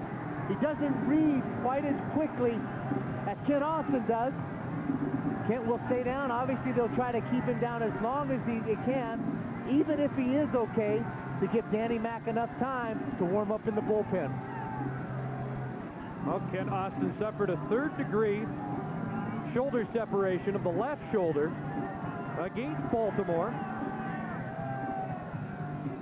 We talked about the hyperbaric chamber that Les Brown was in. Ken Austin has been in that chamber for an hour daily since the injury.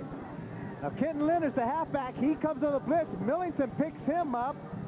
Stu Laird again comes in, not late, but he's the guy that hit Ken Austin after he slid down on the turf. But I think, again, it was the hit that Ken Austin took prior to that last play that we just saw that did some significant damage to him. Gutsy performer, very gutsy performer.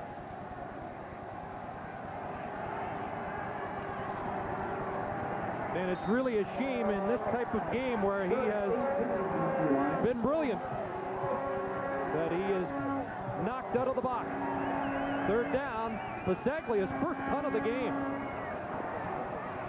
Pee-wee Smith. Flags down, and Pee-wee, who returned one for a touchdown at last year's Western Final, has set up the Calgary offense nicely with great field position. Couple of flags down, no yards against BC, probably Sean Millington. Pee-wee with a good return anyway.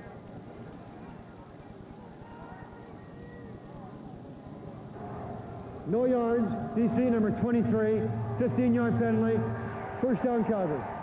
Tony Collier called for no yards, and Austin getting more attention at the BC bench. Remember, Danny McManus is on the limp. They had two beat-up quarterbacks coming in. Julio Caravetta is the number 3 man on the depth chart. First down, Stampeders. Here's a ball that bounces before it got to a pair of Lions. Enos Jackson and James Jefferson were the closest men to the ball. Alan Pitts, the intended receiver. On the first bounce. Doug Flutie doing something that he doesn't normally do a lot, and that's telegraph in the pass. He's going to come back and he's going to look at Alan Pitts the whole way, and that allows his secondary, Enos Jackson particularly, to make a good break on the ball. Hasn't been the ball been thrown on the money, play. Enos had a chance for a pick. Second down play, Flutie over the middle, and he has Pitts there. Alan Pitts with a first down catch, just his second grab of this game. Great sense of where you are on the football field. Alan Pitts pushes the defender back. Enos Jackson breaks, makes a step to come back towards the ball. Where the reception was made was right at the 30-yard line. Just enough for the first down. 4.5 minutes into the third quarter. Pitts and the Stampeders threatening at the BC 30. Here comes the rush. Flutie gets it away. It's picked off. Enos Jackson stripped of the ball, and I think Calgary got it back. Enos Jackson, number 29, makes the pickoff. Goes the football. So another break goes Calgary's way. It looks like Jamie Crysdale came up with it. Jamie Crysdale, number 6. Miscue in the route over on the left-hand side away from Doug Flutie. He throws the ball into some coverage. Enos Jackson comes up with the pick. He's trying to go to the out. There's a little bit of pressure by Snipes. He hangs the ball up. Out past Alan Pitts. Enos comes up with it. Now he's only got one hand that he can cradle this ball with. The ball is stripped loose. Brian Wiggins knocks it loose, and Flutie's down back at the 40 as the defenses start to dig in. Andrew Stewart, who had a sack last week against Damon Allen, has his second sack of the playoffs. One of the first times that we've even had an opportunity to speak of Stewart so far through the course of this game. This guy is a load, 6'5", about 265 pounds, with a lot of speed, a lot of technique. And Calgary knew that this was going to be a guy to reckon with. So far through the course of this game, Ken Moore and Bruce Covington have done an excellent job against him. We have an injured Calgary player down on the field, Chris. Well, Doug Davies went out of the game, shaken up after the interception, and now another O-lineman down. Let's join Steve.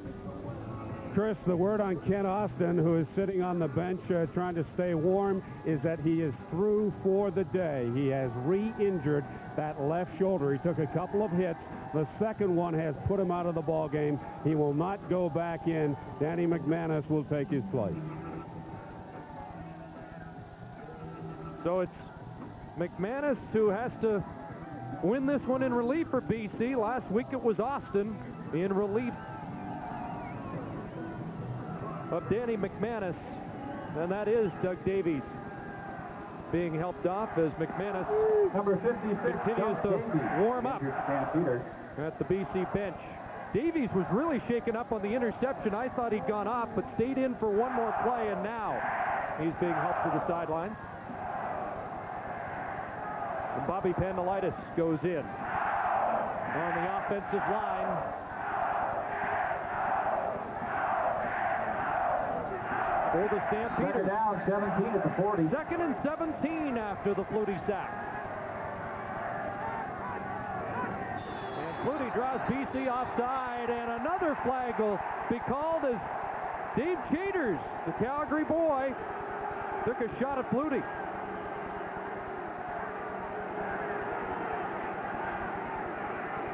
Something again that has hurt BC all season long. I made mention of it.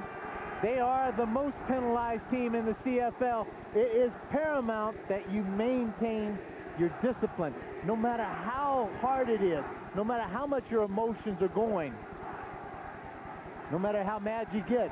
You've got to be a smart football player in a championship game. Offside, BC number 91. Unnecessary roughness, BC number 74. First down, Calgary. That's huge, Cap. It was second and 17. Now it's going to be a first down. No need. He's bound to have heard the whistles, but I have to admit, there's sometimes you get so cranked up out there, you're so focused on what you're doing, you're oblivious to anything around you, noise, whistles, and so forth. But that's no excuse. Down to the 20. First down, Calgary. Flutie over the middle. Brian Wiggins, and he's down to the 5-yard line. Well, Wiggins has been quiet of late, but he's been a key man for Flutie this afternoon. You can pick them. Bitts, Danielson, Moore, Pee Wee Smith. Now again, Brian Wiggins for his second big catch of the game. Comes through, lets the whole defense clear out, then he just comes underneath the coverage, catches the ball in traffic very, very well. And it's first and goal for Calgary at the 5. 8:48 to go, third quarter. Stamp trying to extend the lead with Tony Stewart, touchdown! Into the end zone for the third time this afternoon. Anytime that you come out of the offensive line, you lose a guy the caliber of Doug Davie. It just shows you the experience and the depth that this Calgary offense have. They take Jamie Crysdale, the right guard, move him down to the center, bring in Bobby Pandelitas. They put him at the right guard, and what do? They just run right behind those three guys and show great confidence in what they can do and how they can execute their job. Everything going Calgary's way in this third quarter. First series field goal. They knock Austin out. Add the touchdown. The point over after from Mark McLaughlin. And the Stampeders increase their lead here midway through the third quarter. Solid offensive performance right now by the Calgary Stampeders. Good surge by that very explosive offensive line. Here's McLennan trying to get outside, and Spencer McLennan over the 35 up to the 40-yard line. Greg Knox had to bring him down after a 29-yard return. Let's join Scott. All right, Chris, comment now from our game day analysts on momentum. David Archer, BC had it with Kent Austin at quarterback. Now he's out. McManus in. Do you take for granted the offensive momentum is gone? Momentum is clearly Calgary's right now, and it's Danny's job to stem the tide. Ron, how different are the BC Lions with Danny McManus at quarterback? Well, the big thing is Kent Austin had such a thing going. He was really on his game. Now when Danny comes in, Danny's got to try to pick it up, and he has a tendency to force the ball. And if you force it, you get it picked. And the ball is now in the hands of Danny McManus. Chris? Well, Scott, I guess the one edge McManus has in a tough spot, clearly a difficult position, is he's got teammates that like to rally around him. He'll hand it off on first down, but he's going up against a charged Calgary defense. Stu Laird. What a third quarter he's had. A sack on Austin that knocked him out, and now that big tackle. I tell you what, this defense is starting to smell the blood out there. This is a great Calgary team. They incorporate the best of two worlds. The old-fashioned world of defense that just beats you up is very, very physical, and then an offense that is so innovative with Doug Flutie, John Huffnagel is the offensive coordinator, and the six-pack. 2nd and 10. McManus with his first pass attempt won't get it off. It's Tricko Zizakovic.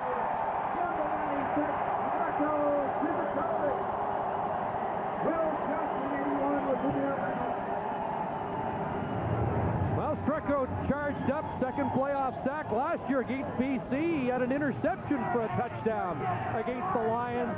That was a very quick 2-and-out against Danny McManus. Danny McManus dug himself into a hole early with not any production on 1st and 10. You get 2nd and long. You have to throw the ball downfield, and this Calgary defense tees off on you. Pee Wee Smith fielding the Pasaglia punt. Nice coverage by the Lions. 7:04 to go, third quarter. And the Stampeders taking charge in the second half. A 30-yard punt by Pasaglia, a 4-yard return. Chris, as you mentioned, that is good coverage by this Calgary team. I mean, by the BC team. They did an excellent job shutting down Henry Gizmo Williams in Commonwealth Stadium last week. Crucial. Again, we keep saying that word, and I hate to be sounding so redundant, but it is crucial right now. This defense needs to come up very big as far as getting the ball turned over, 2-and-out, and make Doug Flutie have to punt this ball away, get it back into Danny McManus' hands as many times as you can. Flutie outlets to Stewart, dropped the football coming out of the backfield. Pass for number 21, Tony Stewart. Just that one split second of lack of concentration. Tony Stewart's going to make a move and run before he catches the ball. Hits him right in the chest.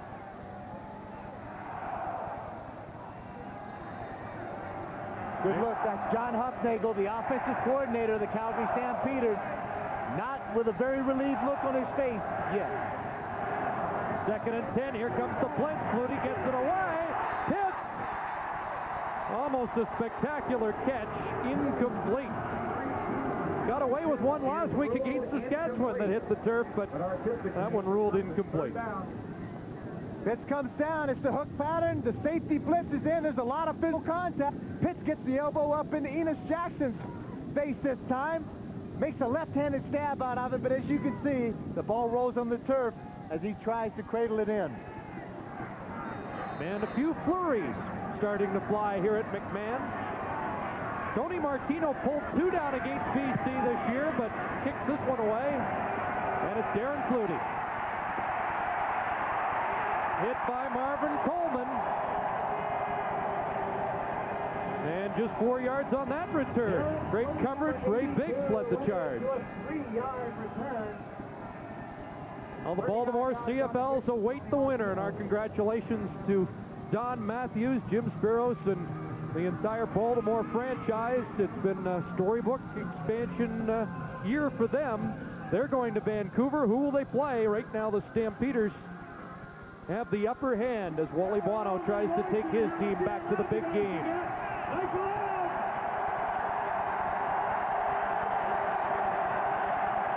First down at the 25, and McManus throwing complete. That's Matt Clark over the 40. And Danny McManus has his first completion of this Western Final. 15 yards. Junior Thurman, number 2. 15 yards for Matt Clark. Watch Matt as he works around behind the zone, reads it, settles down. Now the ball is thrown before he's even made the break. Danny McManus, one thing he does have is a very strong arm. He can get the ball out wide.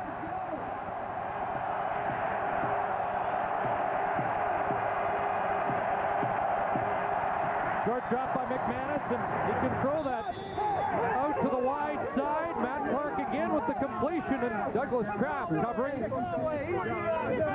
And he's getting an earful at the Lion bench. That's certainly the place you don't want to be. Not even standing up, you may not want to be there, but definitely not laying down on your back. You get a good look at the little snowfall that's coming here. Shouldn't have any effect on the field whatsoever at this stage and point of the game. It's now an official Western Final. The snow is flying. It's 2nd and 2, Lions. Lions working into a breeze in this third quarter. Philpott on 2nd and short. I don't think he got there. Alondra Johnson again. He's had words with Philpott all week. Marvin Pope helping out. It really does amaze me. It's 2nd and about 2. They go with that toss play. They're very confident in what they can do with this play. Big Daddy Marvin Pope comes in, and he runs from tackle to tackle as well as anybody in this league. Makes the tackle. Not before Corey Philpott and the BC Lions pick up a first 10 and 10.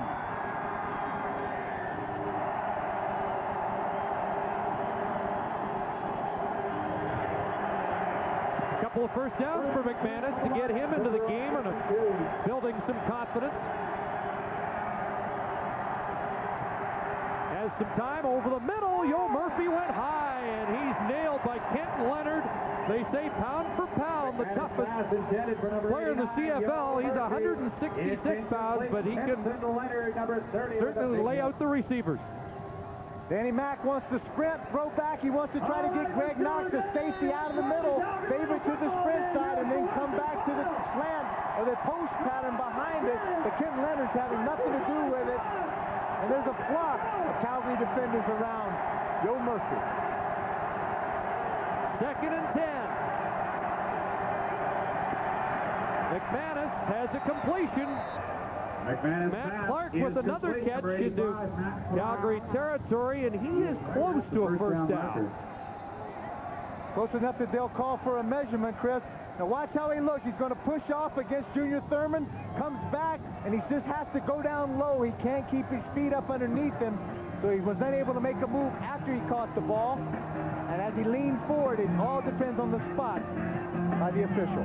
Matt Clark has become a key man for Danny McManus. Back in '91, he was the third highest receiver in the entire league, behind only Alan Pitts and Ray Alexander, also in this game. That year, he had some great stats. He had 79 catches for 1,530 yards, 10 touchdowns. Third and inches, and you saw Dave Ritchie, not much question in this part of the field. They'll go for it. Like he said in his halftime interview, we came here to win. That's exactly what we're going to do, and we're going to do everything that it takes. We're going to leave nothing in that locker room. Come on, we need to let's go, let's go!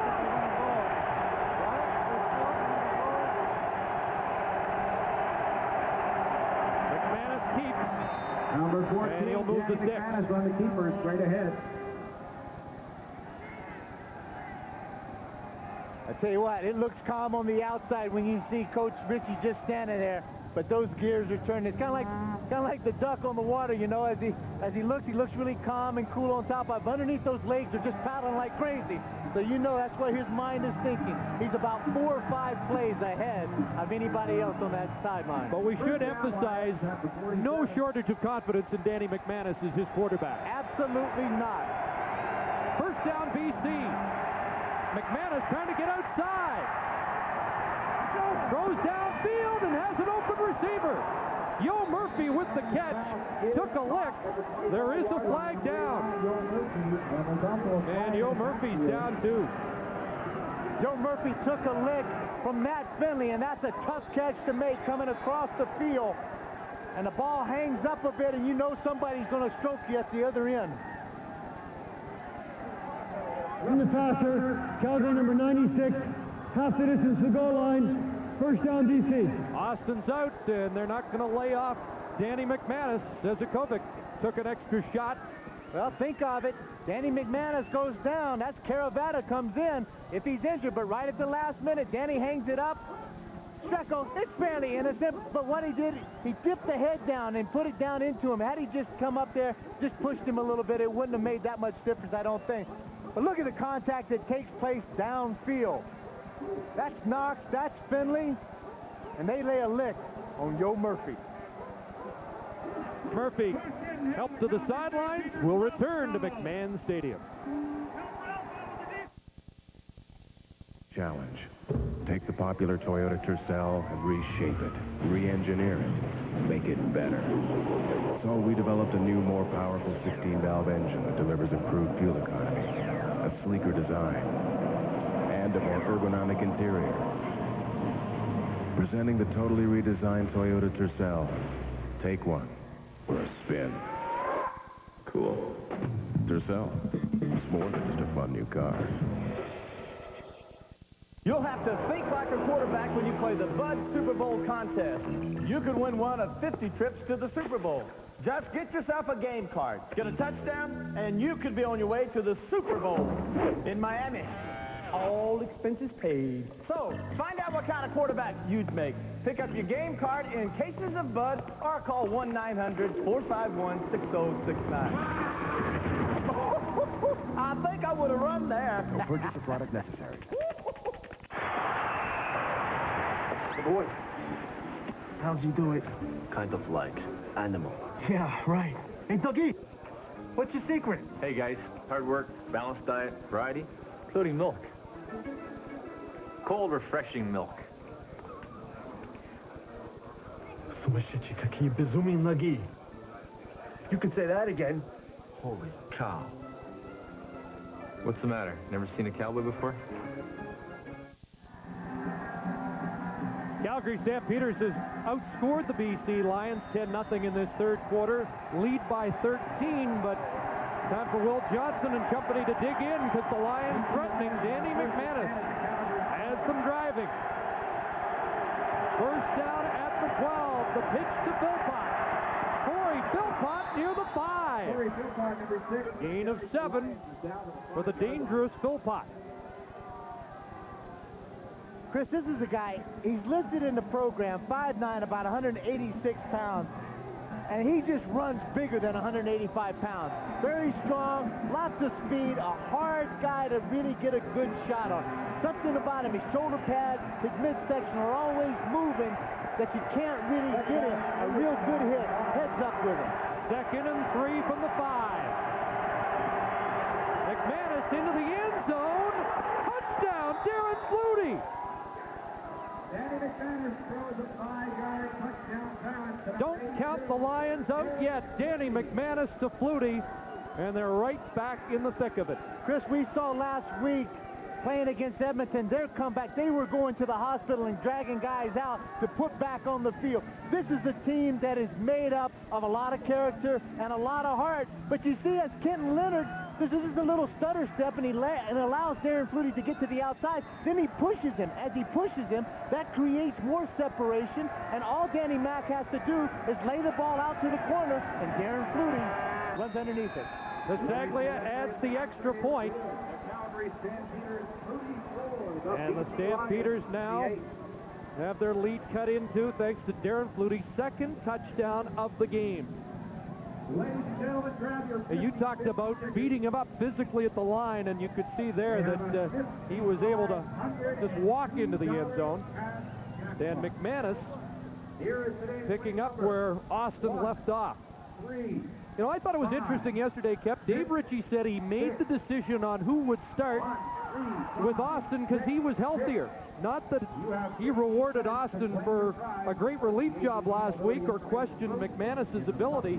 He said he made the decision to go with the healthier quarterback, which I thought was a compliment to McManus, that he felt that McManus could have started just as easily. That was the great thing about him. He has equal confidence in either one of these guys, that there's not the lesser of two evils there. There are two guys that can start for you at any time and for any reason during the course of this game. If you had to put another guy in out of the bullpen, you're not going to lose anything. Marvin Coleman. Been a good return man today. Flying down there for BC, Brian Ford. And 1:51 to go. 3rd quarter, 34-28. The Stampeders and Doug Flutie by 6. Doug Flutie's thoughts, obviously, at this time is just continue doing what he's doing. He's had success moving this ball. He hasn't been going to Alan Pitts, but he's been going to all of his other weapons out there. And as soon as somebody starts to take for 1 second their eye off Alan Pitts, look for the big man, number 18, to come up with a big play. Obviously, on the other side of the ball, they've got to come out just the way they started the game, 2 and out. Flutie trying to get outside, throws quickly, and has Brian Wiggins again. Out of bounds near the first down stick. A 9-yard gain. And now that the snow is starting to collect on the turf, some shoe changes.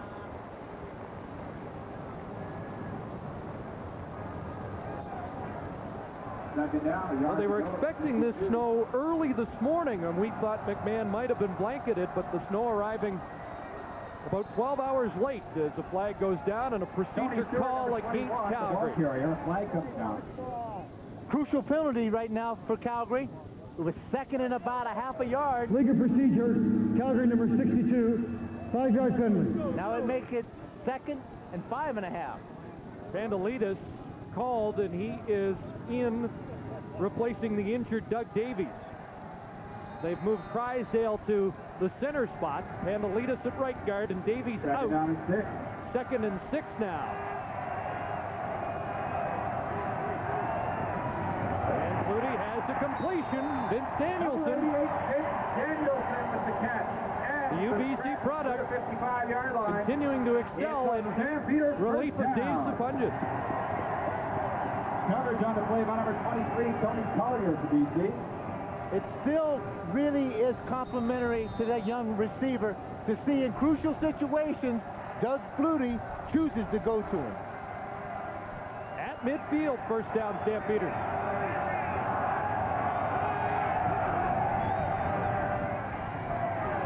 Over the middle, and he goes back to Danielson. Why not go back to him? Number 88, Vince Danielson. Wilburn helping him out of bounds, but it's another big pickup for the Stamps. Flutie starts playing a little cat and mouse game with you defensively. He lines him up, Danielson, I should say, in the third receiver, and he's been running the out. This time, he comes in and he does the drag in across the middle, creates enough distance between he and Enos Jackson. Doug Flutie has plenty of time to throw the ball to him. 15 seconds to go, third quarter. Stamps on the move. Flutie gets outside, goes back to Wiggins, and Wiggins to the 23. But as you've mentioned, Kev, here's another example. You can take Pitts out of the game, but Wally Buono has people like Danielson and Wiggins who can sustain a drive with Doug Flutie. Well, every one of these guys know right now, when you have a guy the caliber of Doug Flutie in the backfield, just keep working and you're going to get open. That time he wanted to go to the out pattern down pitch. He was covered. Wiggins kept working into the middle, and then he was able to come up with the big reception.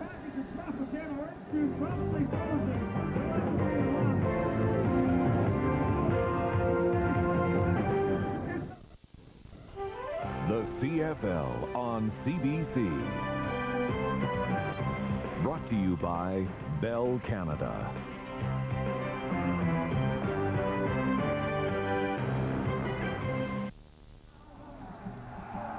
Welcome back to McMahon Stadium, where they tack 3 seconds back on to this third quarter. So one more play for the Stampeders before the end of three-quarter time, and they give it to Tony Stewart. And Stewart, number 21. on second and short, will move the sticks with a pickup of a couple of yards. That is now officially the final play of the third quarter as we join Scotto. All right, Chris, it's Calgary by 6 as we start the fourth quarter. The snow is falling, the temperature is starting to drop, and you wonder, David Archer, if Doug Flutie is starting to have flashbacks to a year ago. Do you expect him to really seize control of this game in the fourth quarter, even though he's been good to this point? Well, I think he's going to seize control, not because it's snowing, but because there's a ring on the line. He has a chance to go to BC Place and play for it all, and I think that's the main thing that's in his mind right now. Ron, this West Division final is a shootout. What you expect in this game? You expect Doug Flutie to play like he has. The biggest difference in this game is BC would not allow him to have his way today, and they've done a heck of a job, and he has done a great job of getting the ball to other receivers other than Alan Pitts. Danielson has had a great game, tough catches. He's catching the football. He's running well with it. Calgary has shown that they have a lot of weapons on this offense. Games like this have a habit of developing new stars, and Vince Danielson could be it. Very much so. I mean, he's a good football player. 34-28, 15 minutes left in regulation time in the CFL's West Division Final. Van Scott, critical start in this fourth quarter. Having clock problems, they've got 2 seconds left up on the clock, and the officials are going to get that time set before they allow Flutie to continue here. First down at the BC 21, and Calgary starting the fourth quarter up by 6. In this red zone, or as the Calgary likes to call it, the green zone, because green to them means money, Doug Flutie opens up his whole repertoire of plays. Money time now, fourth quarter of the Western Final. And Flutie looking deep, looking for Pitts, and overthrowing the intended receiver with Charles Gordon in coverage. And a flag down, holding against the Stampeders. You like first and 20, push him back 10, or take second and 10? I think you got to keep pushing him back as far as you can. Holding, Calgary, number 62, 10-yard penalty, first down repeated. Well, as the numbers indicate, it's been an offensive show and pretty even. Just 6 points separating these two teams. And Kep, as you mentioned earlier, it's 25 minutes and 13 seconds that Doug Flutie hasn't had a chance to work with. Again, the best defense that you can have, and you can ask any ball players, stats are for losers. All that matters in the end is the scoreboard. First and 20. Flutie thought about running, under siege, and throws an interception. Picked off by Dave Chaters. Dave Chaters with his first career interception. Flutie was in trouble and tried to throw it away. And the kid from Calgary came up with the pick. Down by the Stampeders, number 67, David Drysdale. What's the pressure on Doug Flutie? This is something that we haven't seen much of through the course of the game. scrambling, trying to get rid of the ball, and then all of a sudden he thinks he sees Tony Stewart, but Shaders comes underneath it. You know, I don't like those defensive linemen every now and then when they think they're linebackers. He makes the break on it, good hands, catches it, he only gets one thrown at him, and then he's going to keep that ball. Tell you what, he paid for 16 tickets for the Shaders family to be on hand today. He wanted to give them something to remember. That's a huge play, early fourth quarter BC. Big turnover, what a super play by that defensive squad. Here's John Millington bursting into the secondary, pounding it into Calgary territory, down to the 48-yard line. Danny McManus hasn't missed a beat, and Sean Millington has 22 yards. Somebody forgot to tell the BC Lions that you're not supposed to be able to do this against this Calgary defense. Line up and say, man for man, I'm just going to out-muscle you, be better than you, get you out of the way, and just run the ball right down your throat. Sean Millington does an excellent job of getting the ball upfield. 10 carries, 70 yards for Millington. Here come the Lions. Millington again. Down to the 43, Alondra Johnson. Stu Laird hanging on. It's important. You can see right now the confidence that Danny Mack is starting to play with. Plus, he's getting, again, first down production. You'd much rather have 2nd and 4, 2nd and 5, as opposed to 2nd and 10 against this Calgary defense. He has 2nd and 5 now. Millington got 5 more. Marvin Pope comes out of the game. They put another DB in, but they give it to Millington. And John Millington stopped up and pushed back by Stu Laird. Great second half for the 11-year veteran, celebrating his first ever All-Star year. And the crowd chanting Stu. As they take Big Daddy Marvin Pope out of the middle, Sean Millington lines up in the back. All those defensive linemen do is say, we're keen, one guy. If he runs his ball, we got to close the gap, make the tackle exactly the way that they just did. He's standing back there in that draw position for one reason. Either it's going to be play action or they're going to give him the ball. Louis Pasaglia attempting a 47-yarder. Darren Flutie puts it down. Does it have the legs? It's just good. Over the bar by no more than a yard. But Louis puts it through. It's a 3-point game. Pasaglia getting set to kick off after that 47-yarder that kept just made it. By inches. Look at it as it goes right across the bar. Very slowly, boom, just barely makes it. That's the perfectionist that Louis is. He knew he had just enough. You may save your leg for a bigger kick later in this game. He may need to kick a 48-yarder later. Here's Coleman slipping and down. Number 17. And you hope Coleman's all right. 6 yards on the return. Field. You really don't like. Yeah, you really don't like to see that kind of action as he's trying to make the cut, and all of a sudden his feet and his legs slip out from under him, and he just bends back over under his own weight. Watch him try to make a move. His ace slips out, and then he falls right back on his heels. No one hit him. Hopefully he's going to be okay. 34-31. And again, Doug Flutie and the Stampeders offense called upon to put points on the board. Over the middle, another completion. Vince Danielson's having a career game. Number 88, Vince Danielson. 16 yards for Danielson, the first pick of the Calgary Stampeders in the draft. Can you imagine his thoughts in his first day at training camp, coming and playing with a team that throws the ball as much as the Calgary Stampeders do, that obviously at some point during the course of the Western Final, you were going to be one of the main players and one of the key figures. Play doesn't get off again. We're going to have a procedure call against Calgary. Legal procedure, Calgary number 62, 5-yard penalty, still first. And again, it's Bobby Pandelitis who has been to replace the injured Doug Davies. That's his second call so far. Played a bit earlier in the course of the season when Kenny Moore went down. You get into that rhythm, then all of a sudden you don't get into the starting lineup for a couple of weeks. You just lose that small little piece of edge. and 15. Flutie over the middle. There's Alan Pitt. Crushed at midfield. And Tom Europe is slow to get up. And he's slow to get up because Jefferson, his own teammate, absolutely leveled him. Tom Europe. Also on the hit, number 20, James Jefferson. Second-year man out of Bishop's. Got two great young safeties in Knox and Europe in this game. And Tom Europe getting attention. Now watch this. This ball hangs up in the air a long time. BC should be reacting to it a little quicker.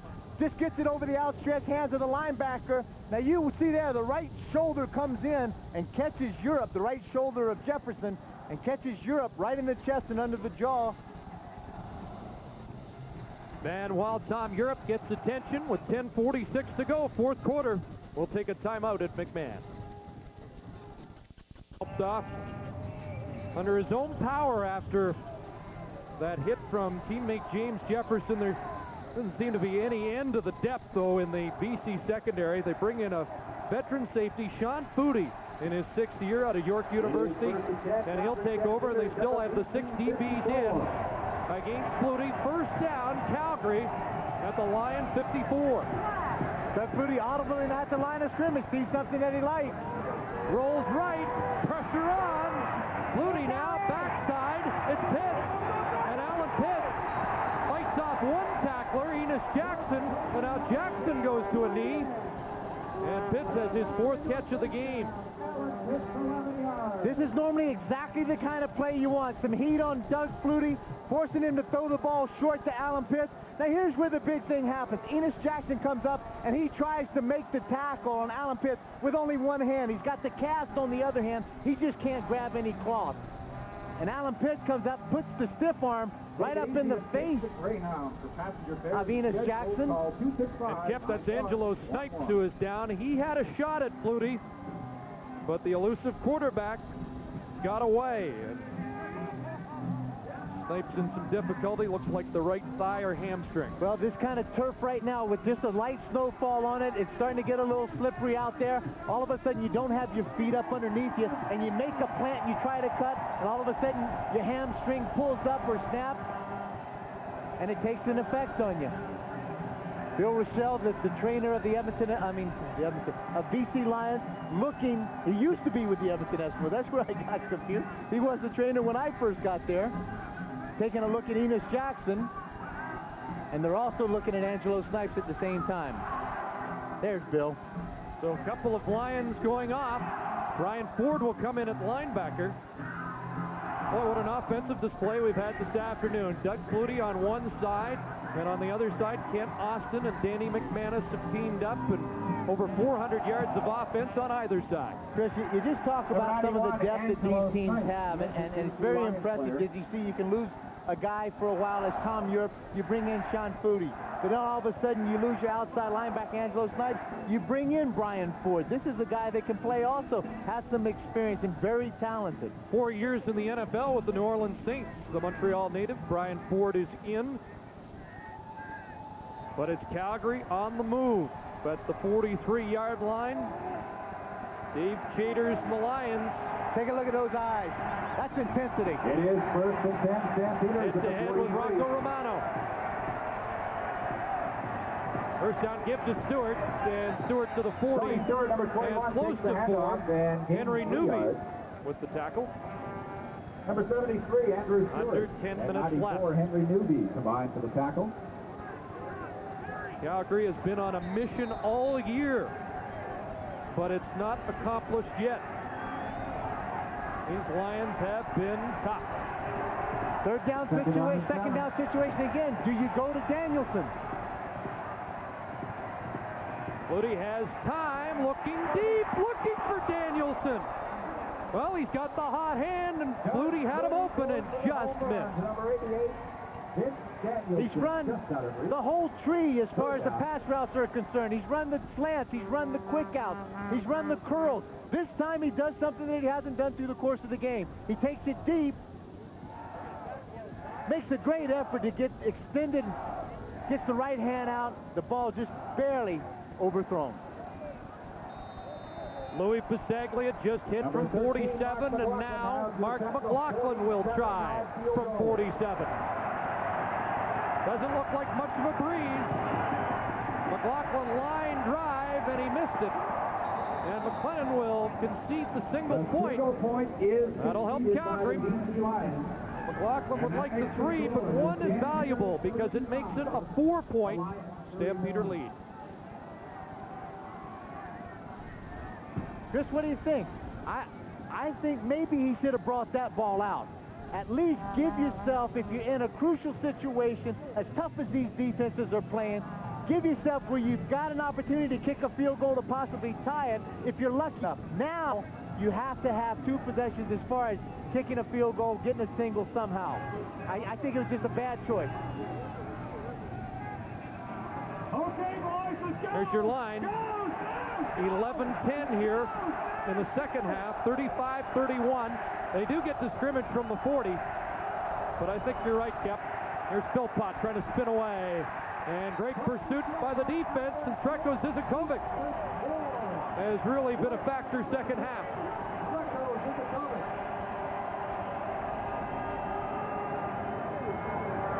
Now Doug Flutie changing his shoes on the sidelines as the footing has changed here in the second half with the snow. And I think it should change in the philosophy of the BC Lions as far as the rushing attack is concerned. This kind of turf right now, the footing is not conducive to a speedy, flashy kind of flashing back like Philpott. You need a mutter. You need somebody like John Millington. Second down, and McManus airing it out and has an open receiver to catch. Matt Clark down the sidelines. And Clark and McManus have been in sync in the second half. It's a 31-yard pickup against Junior Thurman. BC felt that there is an opportunity that they could take a little advantage of the Calgary corners. They felt they cheated a bit as far as peeking into the backfield, looking at the quarterbacks a bit, that you could, if you could get the ball deep, you may be able to have some success. 31-yard gain for the Lions. First and 10 at the Calgary 39. Exactly 8 minutes to go. Fourth quarter, Millington the handoff from Zizakovic and Johnson. Hold him to no gain. Terrific front 4. You got to make those big horses up front as far as the Calgary defense. You got to make them move just a little bit. If they get their feet underneath them with all that weight that they have, they can go straight ahead and block the holes up. But if you get them moving, then you're going to set yourself up to be able to make a little bit of a cut and make them miss you and hopefully pick up some yardage. They gave BC a gain of 2, second and 8. Fake to Millington. McManus with time. Yo Murphy went high, couldn't bring it down. Gerald Vaughn in coverage for Calgary. It's third down. And let's hear for the Big C's playing one heck of a game. Chris, think about it now. Now the point that was given up, if in fact Louis Passaglia can make this field goal, then they tie the ball game. That's got to be a real confidence builder as opposed to being 1 point behind. I agree with you, Kep, but there's a lot of time on the clock. 7-11 as Louis Passaglia tips another field goal. This one from 44. Footing not as good, and Louis puts it up, and he misses wide to the left side. Coleman's going to run it out. Flag down. Coleman still going, and now dropped, but this one coming back. Kristen, it'll come back a long ways because that's an illegal block that took place about the 2-yard line. I would suspect that Doug Flutie will be able to line this up and scrimmage probably 1st and 10 on about the 1-yard line. So now should Coleman have given the single point back? Looked like a good decision at the time, but some illegal blocks caused the problem. The decision itself was good, and I think, as you said, that is the responsibility. Legal block, Calgary, number 3, half the distance to the goal line. First down, Calgary. Doug Kraft. Just to finish the thought, that is the responsibility of the return team to make your block, or if you can't make the block, don't take a penalty, not a stupid penalty, that deep in your own end. 6:45 left. Stamps leading, but in as deep a hole as you can get. Hand off Stewart, and Dave Caters met him near the line of scrimmage. You get up and shaking his head. No way. You ain't coming this way, baby. The first time that we've seen Sean Daniels in the backfield, 2 backs, trying to lead the way, but this is a very tough BC front 4. They pursue to the ball, they get into the gap, and they make you pay once you come into their area. Kep Angelo Snipes is back, still feeling that right hamstring, but he's back in on 2nd down, and the Lions jump. And you got to think Doug Flutie was trying to get them to come across offside. And he will. He'll come out with that stuttered count, you know, hut, hut, hut, hut. And he's trying to draw him, but you have to be disciplined as far as watch the ball. Offside, BC, number 91, 5-yard penalty.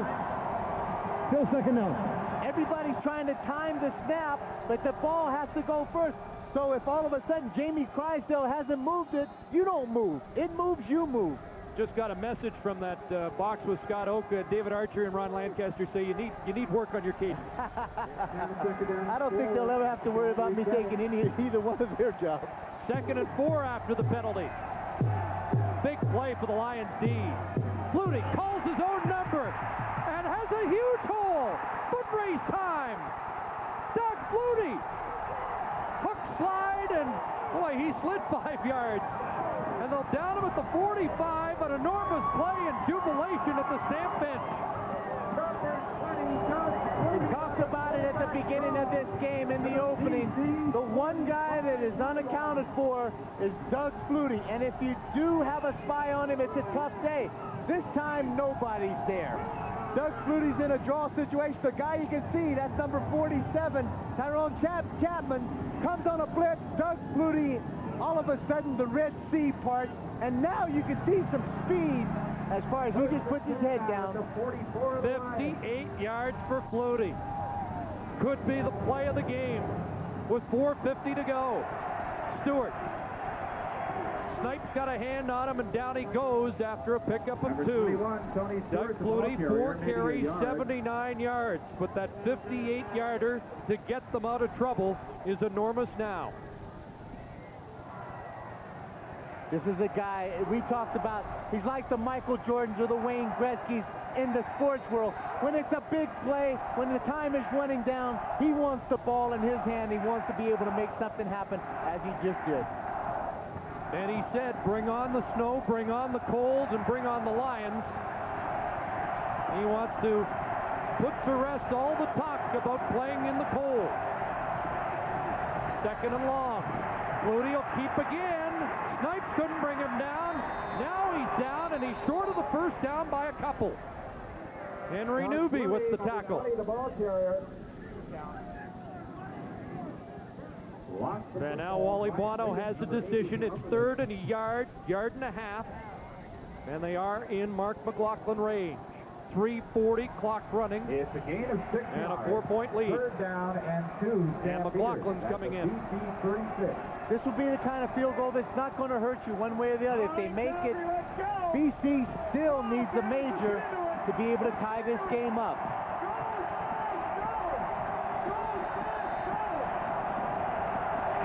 84% efficient during the regular season. Stay disciplined on the defense. Don't jump offside. Calgary may try to do a shift to try to pull you. From 44 yards out, McLaughlin misses again, and this time McLennan will give up the single, and it's a 5-point lead. With 3:21 to go, Stamps not out of the woods yet. You break the leaves and put away the lawn furniture. Now as you brace yourself for the holiday season, another annual event creeps up. The Grey Cup. It's been going on for years. Time to get together with friends and watch the game. Maybe have that last barbecue. For all of us, it's become a tradition. Yeah, there are a lot of things you can do, but only one place you can be. The Grey Cup on CBC, November 27th. Well, we've had a classic duel between two great friends, Wally Buono and Dave Ritchie, for the right to play Baltimore in the '94 Grey Cup game. And this one far from done. 3:15 to go. And at the 36-yard line of BC, Lions take over, trailing by 5. Danny McManus has been great. That one falls incomplete to Matt Clark, who's been a favorite receiver of McManus, who's done a great job in relief of the injured Ken Austin. 3-minute warning being given to the benches. We'll return to McMahon Stadium after this. Hi, I'm Ken Knapp from Ken Knapp Ford in Butte. Here because the snow's starting to accumulate. So the sweepers are out here for the second straight year in the Western Final. As you said earlier, it is official. This is the Western Final now when you get to this point. But I think you made a very good point. It is crucial that you can see the goal lines and the out-of-bounds sign. And it's even more crucial to take a good look at that face right there. Ken Austin, as he had some conversation with Danny McManus, as he, during this timeout, they had a chance to talk on the sidelines. And that's really, really good because Danny's going out there executing the play. Kent's having an opportunity to sit on the sideline and take a look at the whole defense and tell Danny what's happening across the board as far as defensively. Kenny Walker in the Stampeders D, trying to stop the Lions right here on 2nd and 10.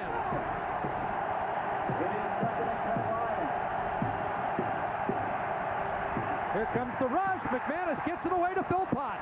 That's a big completion and a first down. Corey Philpott dropped the football. Calgary has it. Junior Thurman. Philpott made the big play, but then put it in the snow.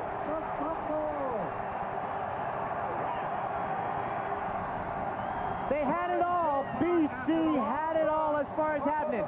Danny McManus got away from the heat. Corey Philpott just sneaked out of the backfield. They were able to dump it off to him. One of the knocks against Corey Philpott that Wally has said, if we hit him enough, he'll put it on the ground. McManus made the play, but BC turns it over. Junior Thurman was not in last year's Western Final. And Corey Philpott turns it over for the Lions. Still time, 2:48 to go, but that's another huge play. Turnovers even. And the ball maybe a little more greasy now with the snow starting to pile up here. Sean Daniels, his first carry, and it's a dandy. Snipes hanging on. Let's take a look back at one of the key turning points of this whole game. Number 91. Danny Mac wants to go down. He's getting a lot of heat. That's Will Johnson, but then he dumps it off. Philpott has no idea, just to his right, and that's Alondra Johnson that comes again and strips the ball loose. Junior Thurman makes sure the possession and the big turnover for the Calgary defense. Twice for Alondra Johnson today, who's been one of the leading men on defense for Calgary. First down, they'll go back to Daniels. John Daniels, another first down. And the big fullback, 5'11", 240, Montreal native, called upon in the fourth quarter, is moving the sticks for Wally Buono. Good look there at Coach Buono on the side, and he said that this guy, Daniels, he had wanted to try to get him for the last year. He just wasn't available. And once we did have him, he felt that that was the one piece in the offensive puzzle that was missing, that now they felt like they had the total package together. 194 yards on the ground for Flutie and the Stampeders today. First down, 2 minutes to go. Daniels again, and they stop him up near the line of scrimmage this time. This is the kind of guy you want to have carry the mail. Big, strong, powerful. He's a mutter. He's a grinder. 2 hands. He's sure-handed about holding on in possession of the ball. And they just be able to grind it out, try to make first downs, try to keep possession. Quick conversation on the sideline between Doug Flutie and John Hufnagel. Yep, they lost last year in the Western Final. One of the priorities, improve the running game. 194 yards today, their best rushing game of the year when they needed it the most. Second and long, and Flutie in trouble, gets away and now slides back at the line of scrimmage. Third down, 1:34 to go, and Mark McLaughlin comes on. Mark McLaughlin getting a second opportunity late in the fourth quarter to put this game, hopefully, out of reach for him. Well, 3 will make it an 8-point game. BC will stay within a touchdown and a 2-point convert if McLaughlin's good. And now the Lions call a timeout. The clock's still running here. They're going to have to put time back on the clock. Chris, that comment that I made basically was the fact that the way that I feel that the Calgary defense at this point is performing. Reset the clock at 1:32. Little extra time being put back on the clock. Dave Ritchie very keen and sees that, goes from 1:26 back to 1:32. Well, the Lions will get the football back with just under a minute and a half to go, and either way, they'll need a touchdown in this Western Final.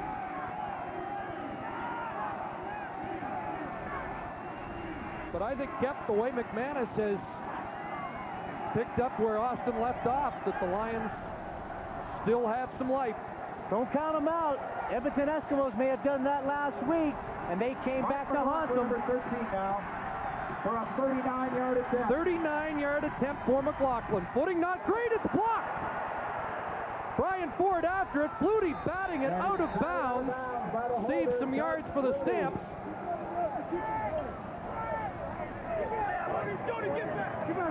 Get away from the plate, clearly. Knock the ball. Now you take a look. That's Jody Allen. That's the special team coach in the middle that's getting so excited about it. Coach Ritchie's going down and calming him down a bit because they don't want to get a penalty against the bench in this case.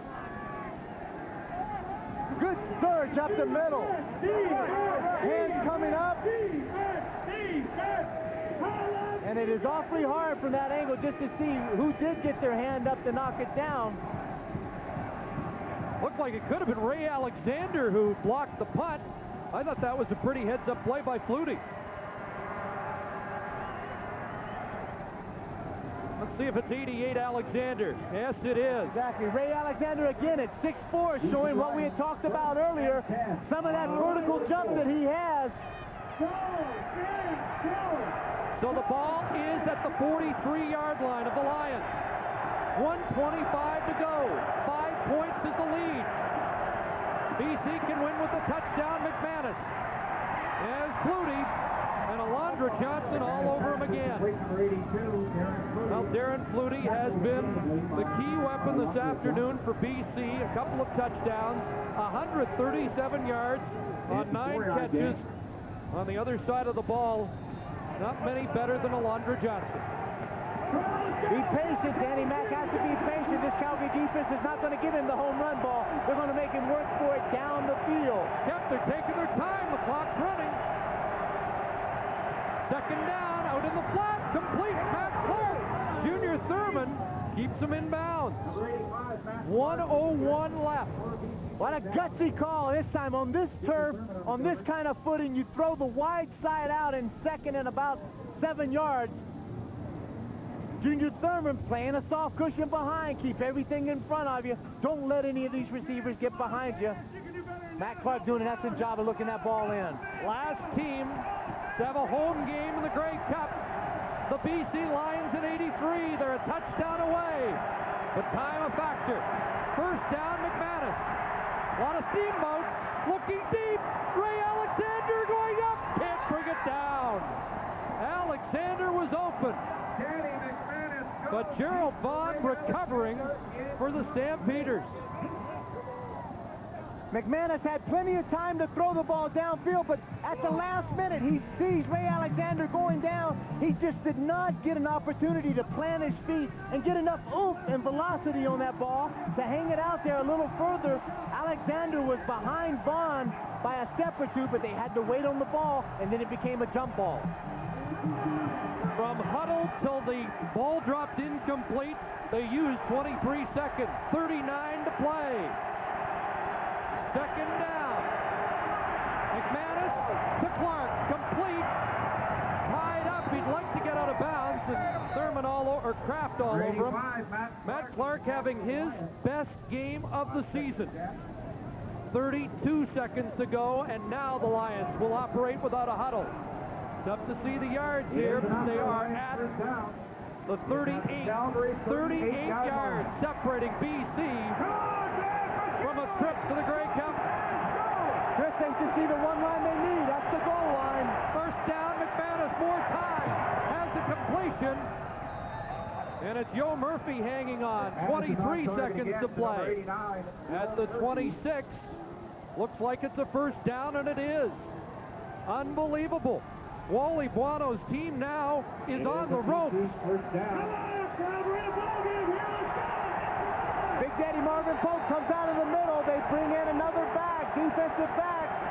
Coleman. First down. Again, McManus with time. Looking for Alexander. Alexander, no. They say he's out of bounds. He makes the catch. Darren Flutie, number 82, is ruled out of bounds. 12 seconds left. And Alexander almost spoiled the party here at McMahon. Second and 10, BC at the Calgary 27. You can almost tell by the reaction of the receiver. Alexander's not making much of an argument about it. The catch is made, and he is significantly out of bounds. Oh, he dropped the football on the contact with the turf. 12 seconds left. Stampeders haunted by the loss in '93. This would be devastating. Can they hang on against McManus and the Lions? A dozen seconds to play. This is second down. McManus, open receiver, Flutie. And what an amazing catch. How did he hang on? Darren Flutie, number 82, with the catch for the BC They're Lions. inside the 5 on as good a catch as you'll ever see. And goal to go for the Lions at the Catches it in between two defenders. That's Coleman and also Kenton Leonard. What a great touch pass. Timeout Calgary with 5 seconds to go. Well, Kep, we made you a defensive coordinator at the start. They may only have time here for one. How about a play call for BC? They were down. Spread your receivers out across the field. Make that Calgary defense spread out with you and try to operate just a quick throw inside. See if you can get a good quick release. And my guess has got to be the guy, Darren Flutie. I'm going to guess that Calgary's defense will probably guess that. If worse comes to worse, quarterback draw with Danny McManus. At the 4-yard line, 4 yards separating McManus and the Lions from a trip to the Grey Cup. Doesn't get better than this. McManus, end zone, touchdown Lions! BC's going to the Grey Cup! Fifth break 2 years in a row at McMahon Stadium. And Dave Ritchie has the biggest of upsets. Chris, this whole place is absolutely stunned. Well, Doug Flutie beaten again, this time by his brother. And you have to hand it to Darren Flutie.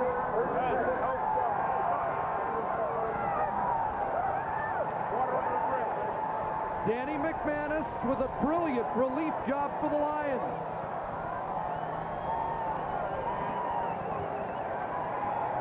Darren Flutie celebrating his 3rd touchdown of the game. An amazing drive for the Lions in the final minute.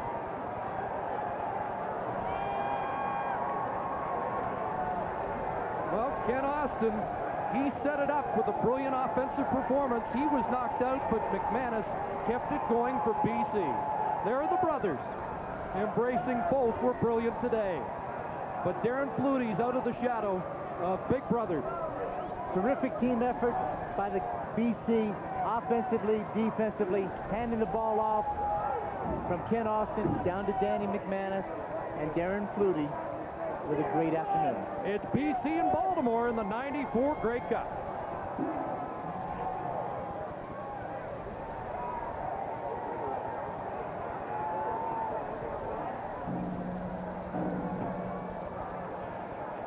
Well, a stunning evening here at McMahon Stadium. Let's go down and join Scotto. All right, Chris, the field for the 1994 Grey Cup's been finalized. BC is advanced against Baltimore. Now it's up to the Lions to keep the cup in Canada. BC wins by 2 in dramatic fashion. We'll return to McMahon Stadium in Calgary in just a moment.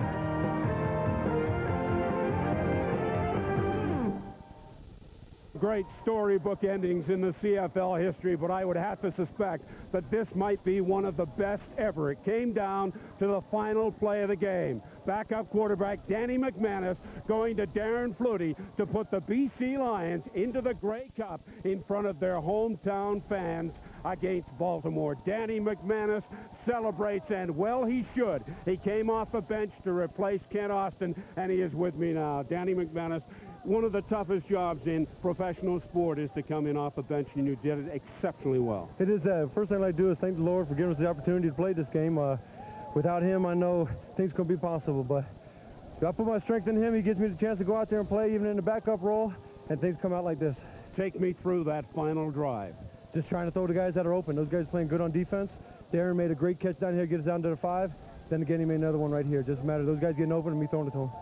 Was he the primary receiver all the way on that last play? It's either him or Yo Murphy. Those two guys are doing a switch route, so it's either Darren or him. Both the guys ran with Darren. Both the guys ran with Yo, so he had Darren wide open. Okay, let's talk to Dave Ritchie, who is with me now, the head coach of the BC Lions. Congratulations, Coach. A terrific finish. Thank you very much. I'd like to thank my maker also, because I don't know where we would have been here without him. And I'll tell you what, Danny Mack came in, he did a great job. There was a great Flutie on the field today, too. The other Flutie. Let's get a quick comment from Darren. Well, I'm just happy as hell right now. You know, we deserved it. We don't feel like we backed it or anything. We beat a great football team that played great today, and we deserve it. You can finally win a Grey Cup for those long, starving BC fans in BC. We're going out and try. We're going to go out and work very hard. You know, a lot of things have happened good for us the last 3 games. So it's amazing. Dave Ritchie with tears in his eyes. Scott Oak, take it away. All right, Steve, a chance now to get some final comments from our game day analyst. David Archer, I recall saying to you at halftime, could this game come down to who had the better Flutie? The brothers Flutie went head-to-head, and Darren and the BC Lions are on their way to the Grey Cup. Well, it was a classic matchup by 2 good football teams. This is the best thing that the CFL has to offer. What a great game, and Darren came up big. I'm a friend of Darren's, and I'm really happy for him. You know, Ron, we loved every moment of this game up here in our booth, and I know that you said several times this was as fine a game as we've seen for the West Division Championship at some time. Well, it's all you can ask. I mean, the BC Lions would not quit. They had every opportunity today to say, hey, Calgary comes back every time we score. You know, we can fold it up and go home and say we had a good year. They wouldn't do it. Danny Mack did about everything you could do. He hit every open guy. He stayed cool under pressure, and that last throw was great. They deserved to win it. Dave, what a storyline for the Grey Cup. Hometown BC Lions against the American upstarts. Yeah, I think that it's going to be billed as a Canadian team trying to keep the cup at home, and we got the Invaders coming from Baltimore, so it's going to be a good game. Ron, can the Calgary Stampeders stand finishing 15-3 in the regular season 2 straight years and having their hearts broken both occasions? Yeah, you have to do it, and you don't like it. 15-3 is a heck of a season. But when you're playing sudden death, it is sudden death. There is no tomorrow. Everything goes today, and the reason it hurts so much is because you put so much into it. And, hey, that's the way it goes. BC deserves to be there. That's simple. Thank you both. Good to have you with us today. Here, then, is what happened on final Sunday. Baltimore over Winnipeg by 2 in the East Division Championship game. Some may have trouble with it, but an American team will play for it all this year. And BC over Calgary for the West Championship to set up a Baltimore-BC Grey Cup a week today at BC Place in Vancouver. This is our menu for next weekend. We begin on Saturday at 5 Eastern with Countdown Saturday. Then on Grey Cup Sunday, we're on the air again at 5 with Countdown to Kickoff at BC Place. And the Classic game itself, the 82nd Grey Cup, follows 1 hour later. And so the snow has settled on final Sunday, and Baltimore and Calgary are on their way to Vancouver to compete Excuse me, let's get that straight. Baltimore and Vancouver, the BC Lions, surprised even me when they came back with that dramatic win. Baltimore and Vancouver in the Grey Cup. Thanks for watching today. We'll talk to you next weekend. A 54-yard attempt to give Baltimore the lead. The kick is up. It's good. It's getting into late November. Isn't this football stuff about to be finished soon? Soon.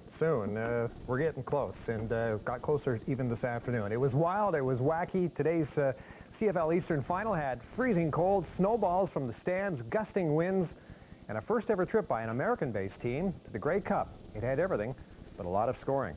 The game also featured the renewal of an old rivalry between coaches Cal Murphy of Winnipeg and Baltimore's Don Matthews, and a typical mid-November day in Winnipeg, -1, overcast, stiff gale, gusting at times to 59 clicks.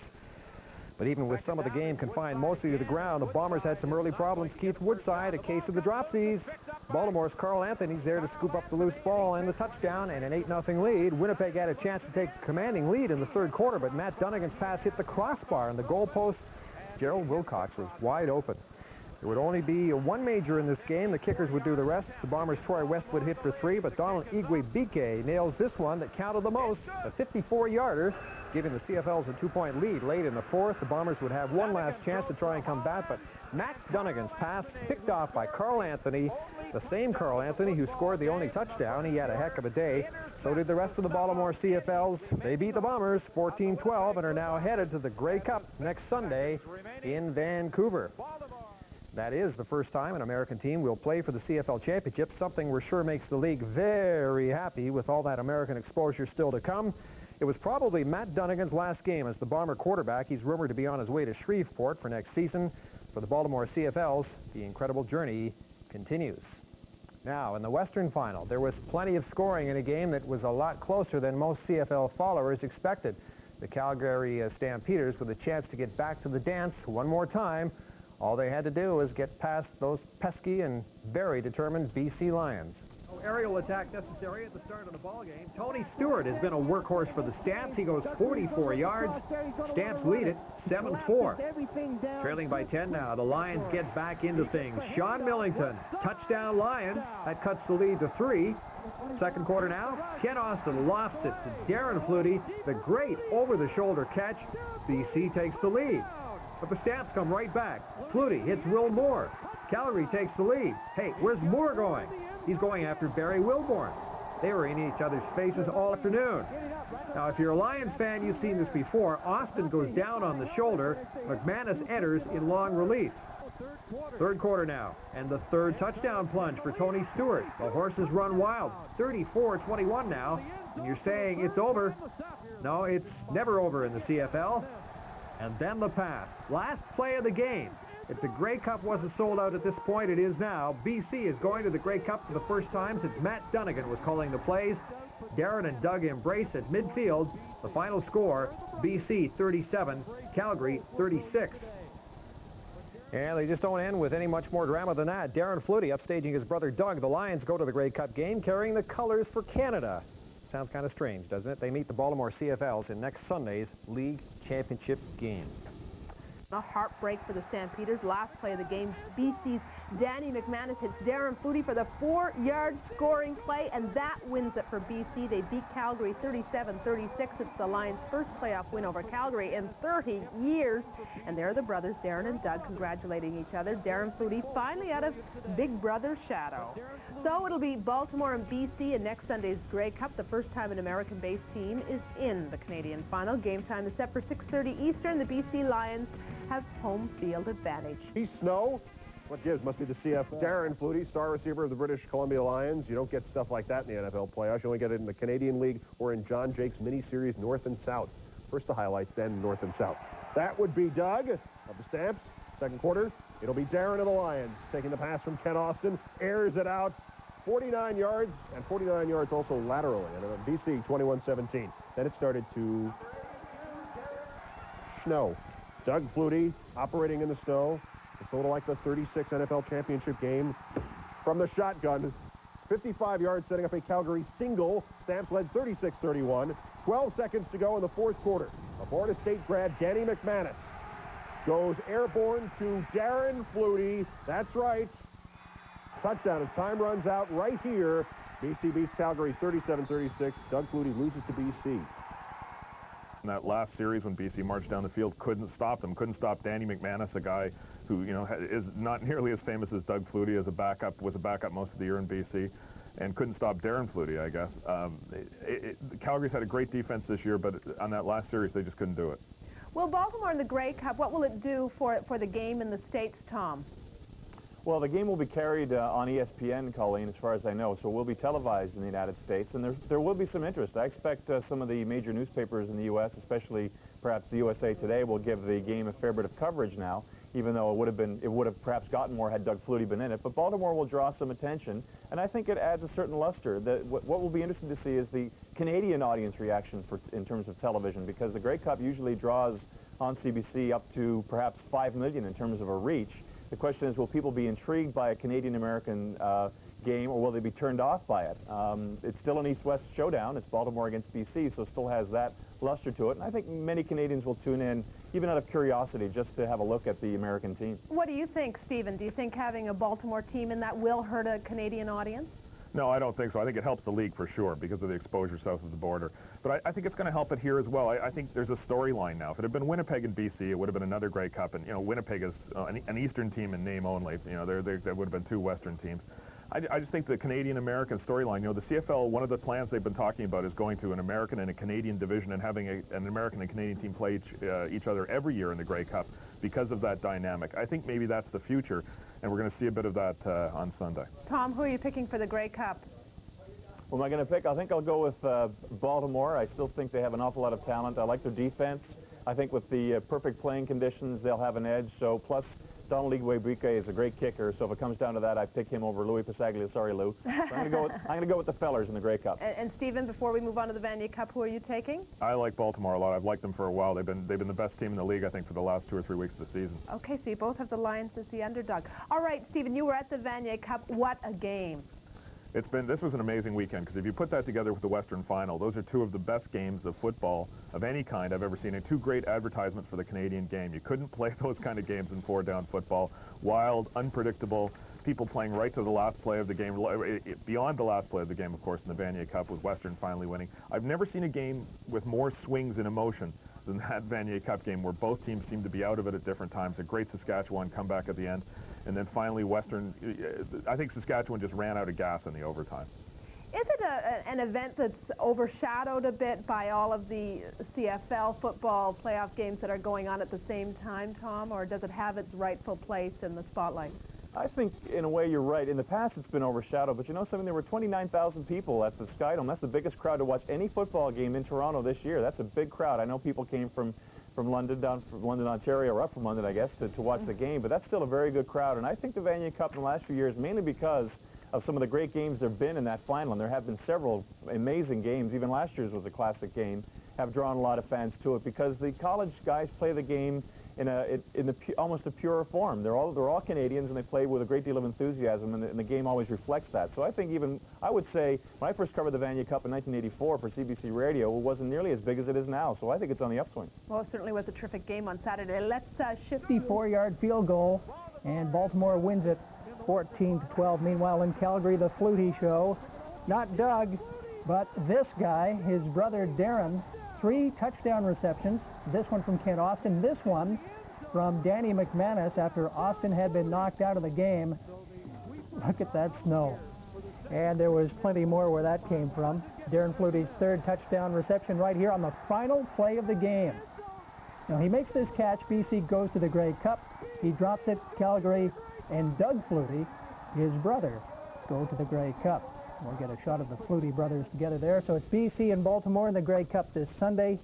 You can watch it at the CBC's 3rd annual Grey Cup party. You can win tickets by listening to CBC Radio. 30 kickoff right here on CBC. For example, in Vancouver, 11,000 tickets have been sold today, bringing the total to more than 43,000. This in the wake of the BC Lions' stunning victory yesterday over the heavily favored Calgary Stampeders. Flutie into the end zone, touchdown! We expected to hear a lot from Calgary's Doug Flutie. We didn't expect to hear a lot from brother Darren of BC. McManus into the end zone, touchdown, Darren Flutie! In fact, Darren Flutie blew away Brother Doug with his 3 touchdown receptions on the day. His last on the last play propelled BC into the Grey Cup with a 37-36 victory. Doesn't get better than this. McManus end zone. Touchdown Lions! BC's going to the Grey Cup! We just never gave up. You know, at times it looked like they were just going to move the ball forever and score 100 points, but we never gave up and pulled it out. Is this bittersweet for you, given the fact that Doug was on the losing side? Hell no. I've been on the losing side way too many times. This is our day. We deserved it. Championships don't happen every year. You just hope you have the type of team that has a great opportunity, and we did. And we let one get away from us. They went out and won the game. So it will be the Lions in Vancouver taking on Baltimore Sunday. The expansion team with no name and no Canadians was greeted by 500 screaming fans last night on their return trip home. The headline in the Baltimore Sun read, CFLers give Grey Barrier the boot. Baltimore advancing to Sunday's championship with a 14-12 victory in Winnipeg, where the game's only touchdown was scored by the Baltimore defense. Defense almost non-existent in that wild Canadian University Championship Saturday at Skydome. Western Ontario Mustangs prevailing over Saskatchewan in overtime 50-40 for their record 6th Vanier Cup title in what was their 10th appearance. I feel sorry for Saskatchewan. I mean, I feel delighted for our team, and I'm elated at what we did. And my heart goes out to Saskatchewan. They're a great team, and it's too bad someone had to lose. That was a football theme throughout Canada this weekend. And baseball apparently headed toward a salary cap when owners meet December 5th. Washington was taking on Dallas in the NFL yesterday. In the Baltimore, Maryland area, the Baltimore wannabe Colts game, the CFL game on the local affiliate ABC down there, outdrew the Dallas-Washington Redskins game. Now, Dallas had built up a 17-0 lead in the first quarter, so their game was a blowout, but apparently... That's what he thinks. Well, maybe he'll bank his checks. He's not resigning, he's being fired. Is that what you're saying? No, that's what you said. I didn't say that. Well, you say he's not going to... You said he's going to honor his last 2 years of his contract. I didn't say anything about the last 2 years of his contract. What I said was, read my lips, Stephen, on Monday, a week today, he will not be the commissioner of the CFL. He hands out his last Grey Cup on Sunday. Here's the cup, and at the simultaneously, from off camera, somebody's going, Larry, can we talk to you a second? Why? Well, you put 2 and 2 together, you're ultimately going to get 4. Tell me what the guy has made one mistake after another one. We don't have enough time left in this program to detail it. Does he have friends on the board of governors? He hasn't had a great career. Well, he has enemies on the board of governors. He has enemies? Yeah. Who are his enemies? I think a majority of the people who now own teams in the Canadian Football League are his enemies. I would think that would be, I think it would be safe to say it's a majority. Yeah, I think Americans. This is, so a lot of Americans I guess you could say that there's no more Canadian. Well, it hasn't got anything to do with Americans moving in and trying to get a Canadian out of the office of commissioner. It's Larry Smith has not been able to do the job as commissioner to the satisfaction of the governors. Does a franchise get in Montreal next year? Well, I mean, he'll be, I guess as a commissioner you can't own a franchise, but as a former commissioner you probably could. Well, maybe he'll do that. Why do you keep beating a dead horse? No. Well, I'm not beating it. Larry Smith's beating it. He wants a team in Montreal. Well, the RIO, which runs the Olympic Stadium, wants to have an equity position for God knows what reason. You know, they're antagonistic towards the Expos, but the RIO wants to invest $1 million in a CFL team as part of an ownership group. Now, God knows why anyone would want to do that in Montreal, but they do. You know, I think perhaps if it stops being the Canadian Football League, you got a better chance in Montreal. But well, didn't they have Laugh in there? Didn't do so well? The Laugh did adequately. What's the Laugh? Yeah, but adequate. World League of American Football. Yeah. Oh, the World League of American Football. Yeah. Right. But, you know, there are, I think if Larry Smith's not the commissioner, I don't think they'll be in Montreal. Let's put it that way. If Larry Smith isn't the commissioner, is it important to replace him with a Canadian? Or does that matter anymore? It should, technically. It should, technically?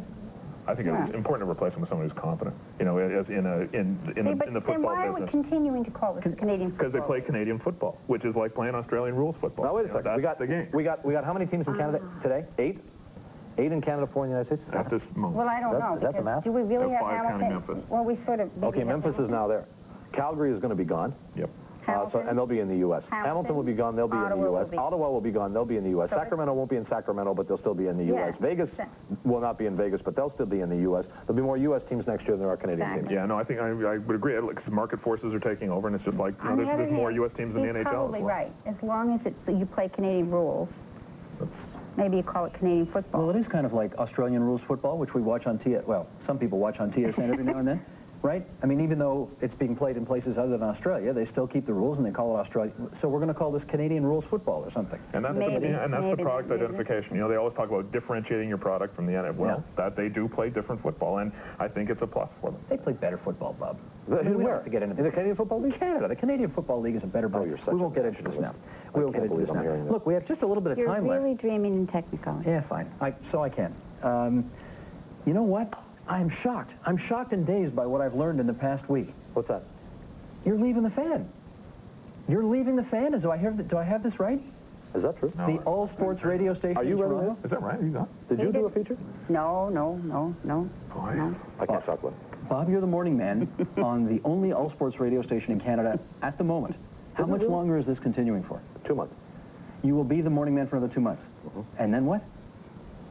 And then there will be an announcement. I was hoping for a little scoop today or something. Well, CFL Commissioner, Larry Smith's gone. Look, it all just kind of fits in, doesn't it? Is this what you think?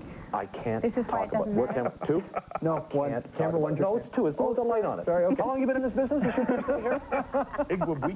Igwe. So when Smith leaves, this is all part of a big conspiracy, isn't it? Smith leaves, McCowan comes in as the new commissioner of the CFL. All I can say is I'm available. But you're American. I'm not sure I want you if you're American. Well, he's Is that half very and half parochial right of me? now. Don't you think he's Is that half and very half? parochial? He's But I have been a up brown here card, forever. It's okay. I can. Okay. I'm here legally. Who are you picking in the game? Who are you picking? What game? All right. Great. I'm the Lions. BC? Baltimore. Baltimore? I'm rooting for my buddy Jimmy Spiros. I'm rooting for Baltimore, but I think Vancouver's going to win it. It's kind of their year, isn't it? Vancouver in Vancouver. Yep. But And the they're tie-dye factory will be underdogs, and closed they've this got all week in these Vancouver to injuries, celebrate. and you know, so it just make a nice story. We'll come back next week and say who's right. I think the Lions, and we'll be right back in a minute. Up to be a dream matchup for the struggling Canadian Football League. For the first time, an American team will try to take home the trophy, and the hometown BC Lions will try to keep it in Canada. As the CBC's Ian Hannamansing reports, it all adds up to a lot of sudden excitement in Vancouver. If you want to sit on the side, you're going to be way up top. It was quite a day for Grey Cup ticket sellers. In just a few hours, more than 10,000 tickets were snapped up by fans who said they considered themselves lucky to shell out up to $130. It's worth it. The Lions are in it, and we're going to win. A lot of Vancouver residents caught cup fever on a cold afternoon in Calgary when the underdog BC team scored an improbable last-second touchdown. Touchdown Lions!